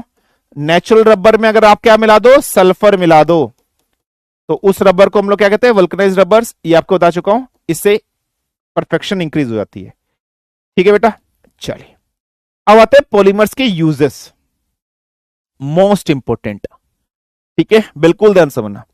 Most most most important uses of polymers, अब समझना, अब याद करनी है आपको। रबड़, रबड़ में क्या होता है बेटा, नेचुरल रबर होगा तो आइसोप्रीन, आइसोप्रीन का मतलब 1,3-ब्यूटाडीन है ना। टायर वायर बनाने में, ये सब मैं आपको बता चुका हूं, है ना, वी ऑल नो डेट, हमने पढ़ा था। ब्यूना एस होगा तो स्टाइरिन उसके अंदर होगा और 1,3-ब्यूटाडीन होगा, ये मैं आपको बता चुका हूं। सिंथेटिक रबर बनाने में, ठीक है बेटा। लेटेक्स का मतलब क्या होता है बेटा, लेटेक्स होता है जो रबड़ का पेड़ होता है, उसमें से जो चिपचिपा सा पदार्थ निकलता है उसको लेटेक्स बोलते हैं। ब्यूना एन बता चुका हूं, इसका इस्तेमाल सिंथेटिक रबर में, ठीक है, क्लियर है। नेक्स्ट है Teflon. What is Teflon? Teflon की फुल फॉर्म पूछी जाएगी। तो देखो फुल फॉर्म आपके सामने है, ये सब याद रखने हैं। हाँ बेटा याद रखने हैं। देखो फुल फॉर्म आपके सामने लिखी है। फुल फॉर्म क्या है? Tetra fluoro ethane. तो फुल फॉर्म आपके सामने लिखी नहीं लिखी है बेटा? Yes. What is full form? Tetra fluoro ethane. Tetra fluoro ethane याद रख लेना। इस्तेमाल नॉन स्टिक कुकवेयर की प्लास्टिक बनाने में। आपने घर में फ्राई पैन होता है बेटा, फ्राई पैन पे कभी आपने देखा है? फ्राई पैन पे जो ब्लैक ब्लैक कलर की जो स्किन लगी होती है, स्किन जो लगी होती है वो क्या होती है? वो टेफ्लॉन होती है। ब्लैक कलर की जो स्किन लगी होती है, what is that? That is being Teflon. ये that is being Teflon. So this is most most most important. This is most most most most important, याद रख लेना। ठीक है, क्लियर है। नेक्स्ट क्या बेटा? ट्राइलीन। नेक्स्ट क्या बेटा? बिल्कुल याद रखना, ट्राइलीन। तो ट्राइलीन के अंदर हम लोग बात कर रहे हैं क्या होता है? इथाइलिन ग्लाइकोल, ठीक है, और टेरिफिथालिक एसिड, और फैब्रिक कपड़े बनाने में इसका इस्तेमाल किया जाता है। ये सब आपको याद करने हैं। ठीक है बेटा, बिल्कुल ये सब आपको याद रखने हैं। नेक्स्ट है ग्लिप्टल। ग्लिप्टल का इस्तेमाल कहां पर किया जाता है बेटा? पेंट्स वगैरह बनाने में। तो ग्लिप्टल में क्या होता है? इथाइलिन ग्लाइकोल और फिथालिक एसिड। पेंट्स, फैब्रिक बनाने में और पेंट वगैरह बनाने में इसका इस्तेमाल किया जाता है। बैकलाइट। बैकलाइट में क्या होता है? मोस्ट इंपोर्टेंट है ये। फॉर्मल्डिहाइड होता है और फिनोल होता है। ठीक है। प्लास्टिक के स्विचेस मैंने आपको बताया, मग, बकेट और कुकर का जो हैंडल होता है, कुकर का जो हैंडल होता है वो सब इसी का बना होता है। PVC, polyvinyl chloride. पीवीसी मतलब पॉलीविनाइल क्लोराइड। ट्यूब्स, पाइप्स वगैरह, इसमें क्या होता है? विनाइल साइनाइड होता है। नेक्स्ट है मेलामाइन फॉर्मल्डिहाइड रेजिन्स। इसमें मेलामाइन होता है, फॉर्मल्डिहाइड होता है। मेलामाइन होता है और फॉर्मल्डिहाइड होता है। इसका इस्तेमाल सेरेमिक और प्लास्टिक के कुछ बर्तन वगैरह, मटेरियल्स वगैरह बनाने में। नेक्स्ट है नाइलॉन 6। अब समझना, एक होता है नाइलॉन 6 और एक होता है खाली नाइलॉन। ठीक है सर, बैकलाइट क्या है? बैकलाइट क्या? पॉलीमर्स और क्या है? क्या पढ़ रहे हैं? क्या पॉलीमर नहीं पढ़ रहे हैं क्या? बैकलाइट क्या होता है? बैकलाइट क्या पॉलीमर होता है? गधा है क्या? कुछ दिमाग खाली है क्या? क्या पढ़ रहे हैं? पॉलीमर पढ़ रहे हैं। बैकलाइट क्या? पॉलीमर है। इसका इसका मोनोमर क्या है? इसका मोनोमर ये है, इसमें फिनोल और ये मिलाते हैं। सर बैकलाइट क्या है? ठीक है, फाइन है। Next nylon 6। ठीक है, बिल्कुल याद रखना।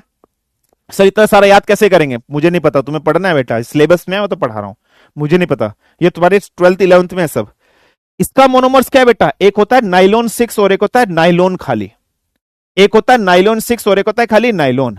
ठीक है, तो ये क्या होता है? Caprolactam. Most most most important है कैप्रोलेक्टम। नाइलॉन 6 में कैप्रोलेक्टम मोनोमर होता है। ठीक है, बिल्कुल ध्यान समझना। और इसका इस्तेमाल क्या कहता है? फैब्रिक बनाने में। नाइलॉन वर्ड जो आता है पेपर में क्वेश्चन पूछाएगा, इसमें ना 2 रिवर्स होती है। 2 रिवर्स के कॉम्बिनेशन से बना है नाइलॉन।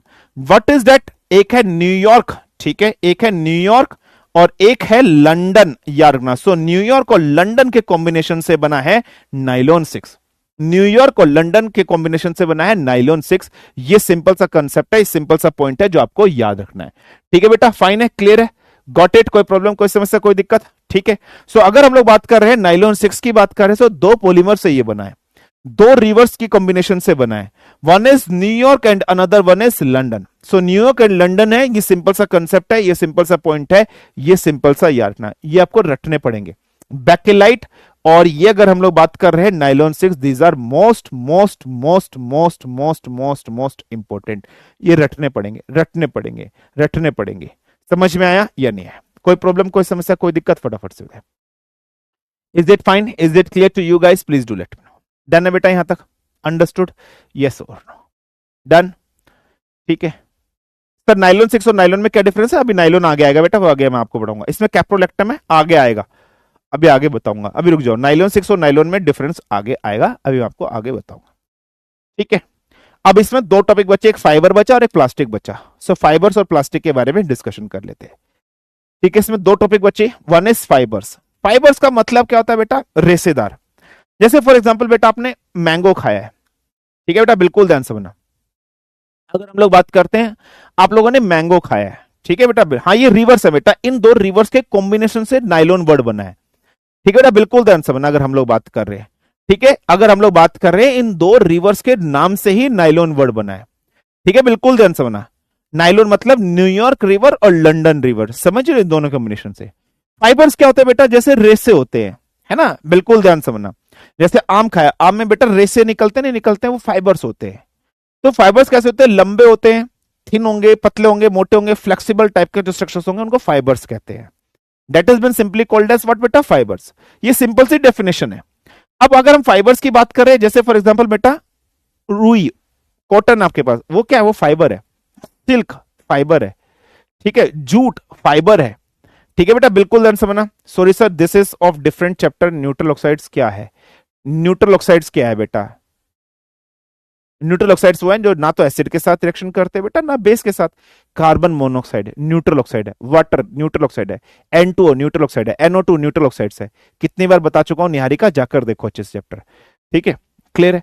तो फाइबर्स की अगर हम लोग बात करें, जैसे सिल्क हो गया, जूट हो गया, कॉटन हो गया, है ना, वूल हो गया, all these are fibres, all these are fibres.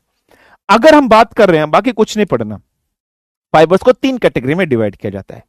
First क्या बेटा, नेचुरल, सिंथेटिक और सेमी सिंथेटिक। नेचुरल क्या, पेड़ पौधों से मिलेंगे, एनिमल से मिलेंगे, जैसे सिल्क से मिल रही है, वूल मिल रही है, कॉटन है, जूट है, ये सब है, ठीक है बेटा। सिंथेटिक कैसे हो गए, जो केमिकल मेथड से, जैसे नाइलोन हो गया, पॉलिस्टर हो गया, कार्बन फाइबर हो गया, ऑर्लोन हो गया, ठीक है। वहीं अगर सेमी सिंथेटिक की बात करें, तो सेमी सिंथेटिक का क्या मतलब बेटा, होगी चीज नेचुरल, नेचुरल चीज पर केमिकल प्रोसेस लगाकर आपने इसको केमिकली कन्वर्ट कर दिया है। तो जैसे एग्जांपल क्या, रेयन हो गया, बैम्बू फाइबर्स वगैरह हो गया, ये सारे यहां पर हो गए। अब समझना, ये बेसिक चीज आ गई, ये नेचुरल, मैनमेड और नेचुरल चीज को कन्वर्ट करके उसमें कन्वर्ट कर देना, उस चीज को हम लोग इस तरीके से बोलते हैं। अब पेपर में क्वेश्चन कैसे आएंगे, डिफरेंट टाइप्स ऑफ फाइबर्स, कि सर हमारे पास डिफरेंट टाइप ऑफ फाइबर्स कौन कौन से हैं। ठीक है बेटा, बिल्कुल ध्यान से सुनना, हमारे पास डिफरेंट टाइप ऑफ फाइबर्स कौन कौन से हैं। Now we will discuss different type of fibres. मैंने अभी नाइलॉन 6 लिखा था, नाइलॉन 6 का मोनोमर होता है कैप्रोलेक्टम, लिखा था ना कैप्रोलेक्टम, और मैंने कहा था नाइलॉन 6 खाली नाइलॉन आएगा। नाइलॉन खाली अगर आ गया तो इंपॉर्टेंट है, ओनली सिंपल नाइलॉन आपको दिखाई दे जाए तो इसका मोनोमर क्या होगा, इसका मोनोमर होगा हेक्सामिथाइलिन डाइअमाइन, हेक्सामिथाइलिन डाइअमाइन और एडिपिक एसिड। क्या सर हमें फॉर्मूला याद रखना है, कर सकते हो तो बहुत अच्छी बात है, नहीं कर सकते तो छोड़ देना। इसका इस्तेमाल कहां पर कहता है, आप लोग टूथब्रश करते हो, उसमें जो ब्रश होता है उसमें जो प्लास्टिक होती है, जो फाइबर्स होते हैं वो यही होते हैं। कपड़े बनते हैं कुछ जैसे, ठीक है, आपकी सॉक्स जो होती है ना, सॉक्स पहनते हो, मछली को पकड़ने के लिए जो नेट होता है, पैराशूट्स जो आप बनाते हो, आपने देखा ना वाटरप्रूफ आप कपड़े पहनते हो, ट्रैक सूट वगैरह पहनते हो, रस्सियां जो बनती है वो सब नाइलॉन की बनी होती है। सो नाइलॉन 6 में कैप्रोलेक्टम होता है, इसमें होता है हेक्सामिथाइलिन डाइअमाइन, समझ रहे हो। ऐसे होता है पॉलिस्टर, ठीक है, तो पॉलिस्टर में क्या होता है, पढ़ चुके हो, इथाइलिन ग्लाइकोल और टेरिफिथालिक एसिड, तो इसमें है इथाइलिन ग्लाइकोल, फॉर्मूला याद रखने की जरूरत नहीं है, और टेरिफिथालिक एसिड ये याद रखने। इसका इस्तेमाल क्या होता है, गारमेंट्स, मैट्रेसेस, चटाई जिसको बोलते हैं, और सोफा वगैरह बनाने में इसका इस्तेमाल किया जाता है पॉलिस्टर।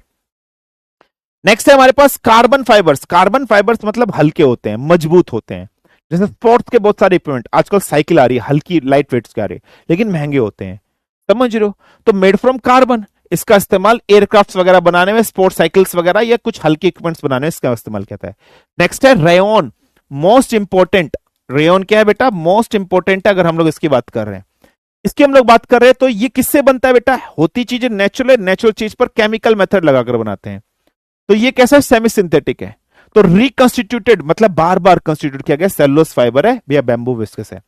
अगर हम लोग बात कर रहे हैं इसका इस्तेमाल गर्मियों के कुछ कपड़े बनाने में, इसको क्या कहा जाता है, artificial silk. Most important question है, मोस्ट इंपोर्टेंट क्वेश्चन है, न्यू ईयर क्वेश्चन है, पेपर में पूछा जाता है। सो सम ऑफ दी फाइबर्स के एग्जांपल, आर्टिफिशियल सिल्क हम किसको कहते हैं, सो आर्टिफिशियल सिल्क हम लोग रेयन को कहते हैं, which is been called as artificial silk. So artificial silk हम लोग रेयन को कहते हैं। कोई प्रॉब्लम, कोई समस्या, कोई दिक्कत यहां तक फटाफट से मुझे बताइए। Is it fine, is it clear to you guys, please do let me no.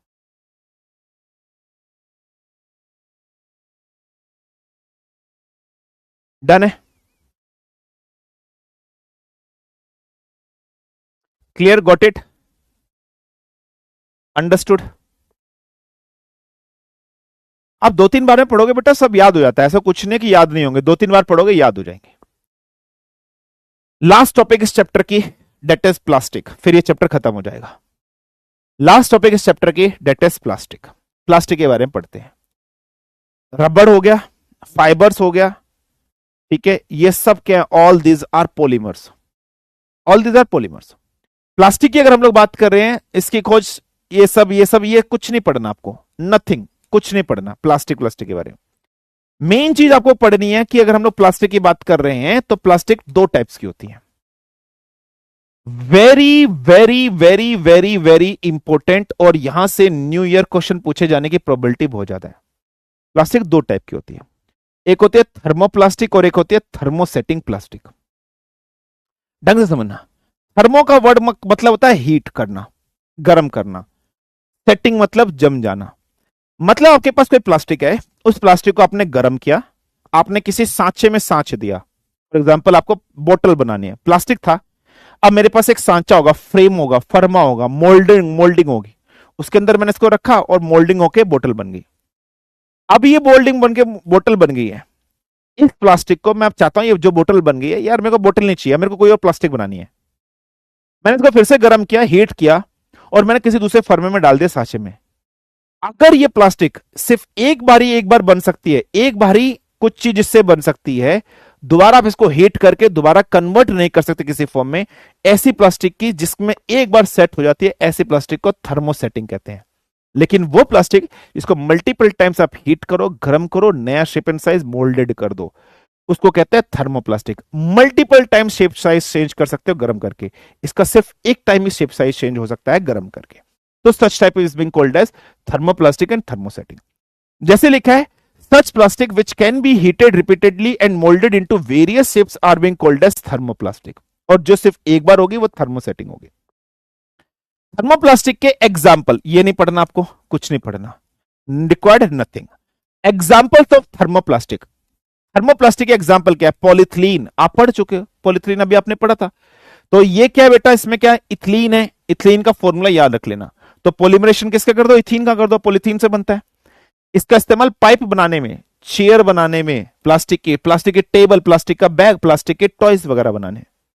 ऐसे पीवीसी, पीवीसी क्या होता है, पॉलीमरेशन किसके साथ बनता है, विनाइल क्लोराइड के साथ बनता है। किसके साथ बनता है, vinyl chloride, CH2CHCl, vinyl chloride. इसका इस्तेमाल वाटर सप्लाई पाइप्स होती है, बिजली की पाइप होती है, आपने देखा बैग, टॉयज, ब्लड बैग्स जो होते हैं, ये सब विनाइल क्लोराइड के। So these are example of thermoplastic. तो these are the example of thermoplastic, polythene and PVC, vinyl chloride, PVC जिसको हम लोग बोलते हैं, ये एग्जांपल है। ऐसी बात करें, पॉलिस्ट्रीन भी है। पॉलिस्ट्रीन किससे बनता है, स्टीरीन से बनता है। स्टीरीन क्या है बेटा, मैंने स्ट्रक्चर बनाया था ना, याद करो, ये CH डबल बॉन्ड CH2, तो ये क्या C6H5, CH डबल, स्टीरीन से बनता है। इसका इस्तेमाल फूड प्लेट्स बनाने में, है ना, पार्सल जिसको बोलते हो, CD के केसेस, रेडियो टीवी के कैबिनेट्स बनाने में, ठीक है, फूड कंटेनर्स बनाने में इस्तेमाल किया था। अब ये जो मैं यहां पर आपके सामने लिखा रहा हूं, दिस इज मोस्ट इंपॉर्टेंट, यहां से न्यू ईयर क्वेश्चन बन सकता है। ये बेटा आजकल ना कांच चल रहे हैं, वो कांच कैसे, प्लास्टिक जैसे कांच होते हैं। जैसे फॉर एग्जांपल आपने अपने ग्लास चढ़वाते हो, किसके ऊपर ग्लास चढ़वाते हो बेटा आप, ये जो आपका मोबाइल होता है ना, मोबाइल जो आपके पास होता है, तो मोबाइल के ऊपर आप कांच चढ़वाते हो या नहीं चढ़वाते हो? जैसे सर मोबाइल के ऊपर हम लोग कांच चढ़वाते हो। तो जब मोबाइल के ऊपर कांच चढ़वाते हो, प्लास्टिक जैसा कांच, वो रियल कांच होता है, प्लास्टिक जैसा दिखने वाला, उसको बोलते हैं एक्राइलेट, एक्राइलिक, ल्यूसाइट, वो है। तो प्लास्टिक वाला ग्लास, प्लास्टिक जैसा दिखने वाला जो ग्लास होता है वो है ये, ठीक है। ये क्या है, ये कांच की जगह पर यूज किया था, इट लुक्स लाइक अ कांच। कॉन्टेक्ट लेंस, आप आंखों में कॉन्टेक्ट लेंस लगाते हो यार, वो कांच है क्या, वो कांच जैसा दिखने वाला प्लास्टिक है। सो कॉन्टेक्ट लेंस इसका एग्जांपल है। नेक्स्ट क्या बेटा, टेफ्लॉन, टेफ्लॉन के बारे में पढ़ चुके, टेट्राफ्लोरोइथेन होता है। इसका इस्तेमाल क्या होता है, नॉन स्टिक पैन का फ्राइवेन या कुकवेयर बनाने में इसका इस्तेमाल किया जाता है। So all these are thermoplastic, all these are example of thermoplastic. Simple सा कंसेप्ट है, सिंपल सी चीज है जो आपको याद रखनी है। नेक्स्ट ऐसे हम लोग बात करते हैं थर्मोसेटिंग, वो प्लास्टिक जो सिर्फ और सिर्फ एक बार मोल्ड होती है, रीमोल्ड नहीं होती है, उस प्लास्टिक को थर्मोसेटिंग प्लास्टिक हम लोग कहते हैं। So what are the example of thermosetting plastic, Bakelite. अगर हम लोग बात करते हैं, सबसे पहले खोजी गई प्लास्टिक यही थी, बाकी आपको इसमें कुछ नहीं पढ़ना, कुछ नहीं पढ़ना, कुछ नहीं पढ़ना, बैकलाइट का यूज पढ़ना है। देखो मैंने आपको क्या कहा था, इसका इस्तेमाल हैंडल कुकिंग वेयर का, जो कुकर होता है उसका हैंडल, इलेक्ट्रिकल स्विचेस और बहुत सारे इलेक्ट्रिकल इक्विपमेंट्स वगैरह, वो सब बैकलाइट की बनी होती है। बैकलाइट क्या है, Bakelite is plastic like this, plastic जैसा दिखता है लेकिन ये पॉलीमर है, समझ रहे हो, ये फॉर्मेल्डिहाइड है। इसमें क्या फॉर्मेल्डिहाइड है, मैंने आपको बता चुका था। इतनी चीज क्लियर है, बैकलाइट इसका एग्जांपल है। और इसमें अगर हम लोग एक एग्जांपल्स की और बात कर रहे हैं, one example is melamine, one और अनदर एग्जांपल इज मेलामाइन। तो मेलामाइन इसका एग्जांपल है जो फॉर्मेल्डिहाइड से बना हुआ है। इसका इस्तेमाल प्लास्टिक जैसे टाइल्स आती हैं, आपके डिनर सेट होते हैं, ठीक है, व्हाइट बोर्ड जो होता है वो सब इसी का बना हुआ होता है, दिस इज मेलामाइन। तो this is melamine. So melamine and Bakelite thermosetting है। आपके पास अगर कुकर का हैंडल है टूट जाता है, उसको गर्म करके देखो बेटा, वो खराब हो जाएगा। फ्राई पैन का हैंडल खराब हो जाएगा। बाकी सारे थर्मोप्लास्टिक है। क्लियर? कोई प्रॉब्लम, कोई समस्या, कोई दिक्कत? और ये चैप्टर बहुत इंपॉर्टेंट है, इसको आप स्किप नहीं कर सकते बेटा। डन? कोई प्रॉब्लम, कोई समस्या, कोई दिक्कत? फटाफट से बताइए। अंडरस्टूड? चैप्टर खत्म? Got it? क्लियर?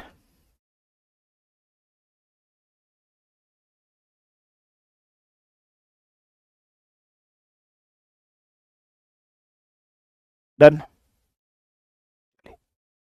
जाओ, छुट्टी कर रहा हूं आज। मर जाओगे एक आधा, वरना बेहोश हो जाएगा। जाओ, छुट्टी कर दी तुम्हारी, वरना एक आधा मर मुर जाएगा, बेहोश हो जाएगा।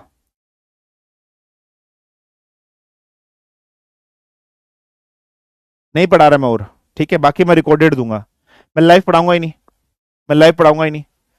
ये रेडियो एक्टिविटी वाला जो चैप्टर है ये रिकॉर्डेड दूंगा, अब नहीं पढ़ाऊंगा मैं लाइव। गैस लो बचता है, रिकॉर्डेड दूंगा, ठीक है? और different elements and their uses, different element and their uses, ये 3-4 चैप्टर आपके बच गए। ये तो बहुत छोटे छोटे, ये तो 10-10 मिनट के चैप्टर हैं। ये हार्डली आपका होगा 1 घंटे का चैप्टर होगा। इनके नोट्स वाइट बैकग्राउंड में टेलीग्राम पे डाल दूंगा, ये मैं रिकॉर्डेड दूंगा। इन तीनों को एक साथ रिकॉर्ड करके आप लोग को दे दूंगा, ये मैं आप लोग को रिकॉर्डेड दूंगा। समझ में आया? फिर आपका बस एक न्यूमेरिकल वाला पोर्शन बच जाएगा, वो मैं लाइव पढ़ाऊंगा आप लोगों से। डन? ठीक है, चलिए। क्लियर? Got it? जाओ, मर मुर जाएगा एक आधा, बेहोश हो जाएगा। डन है?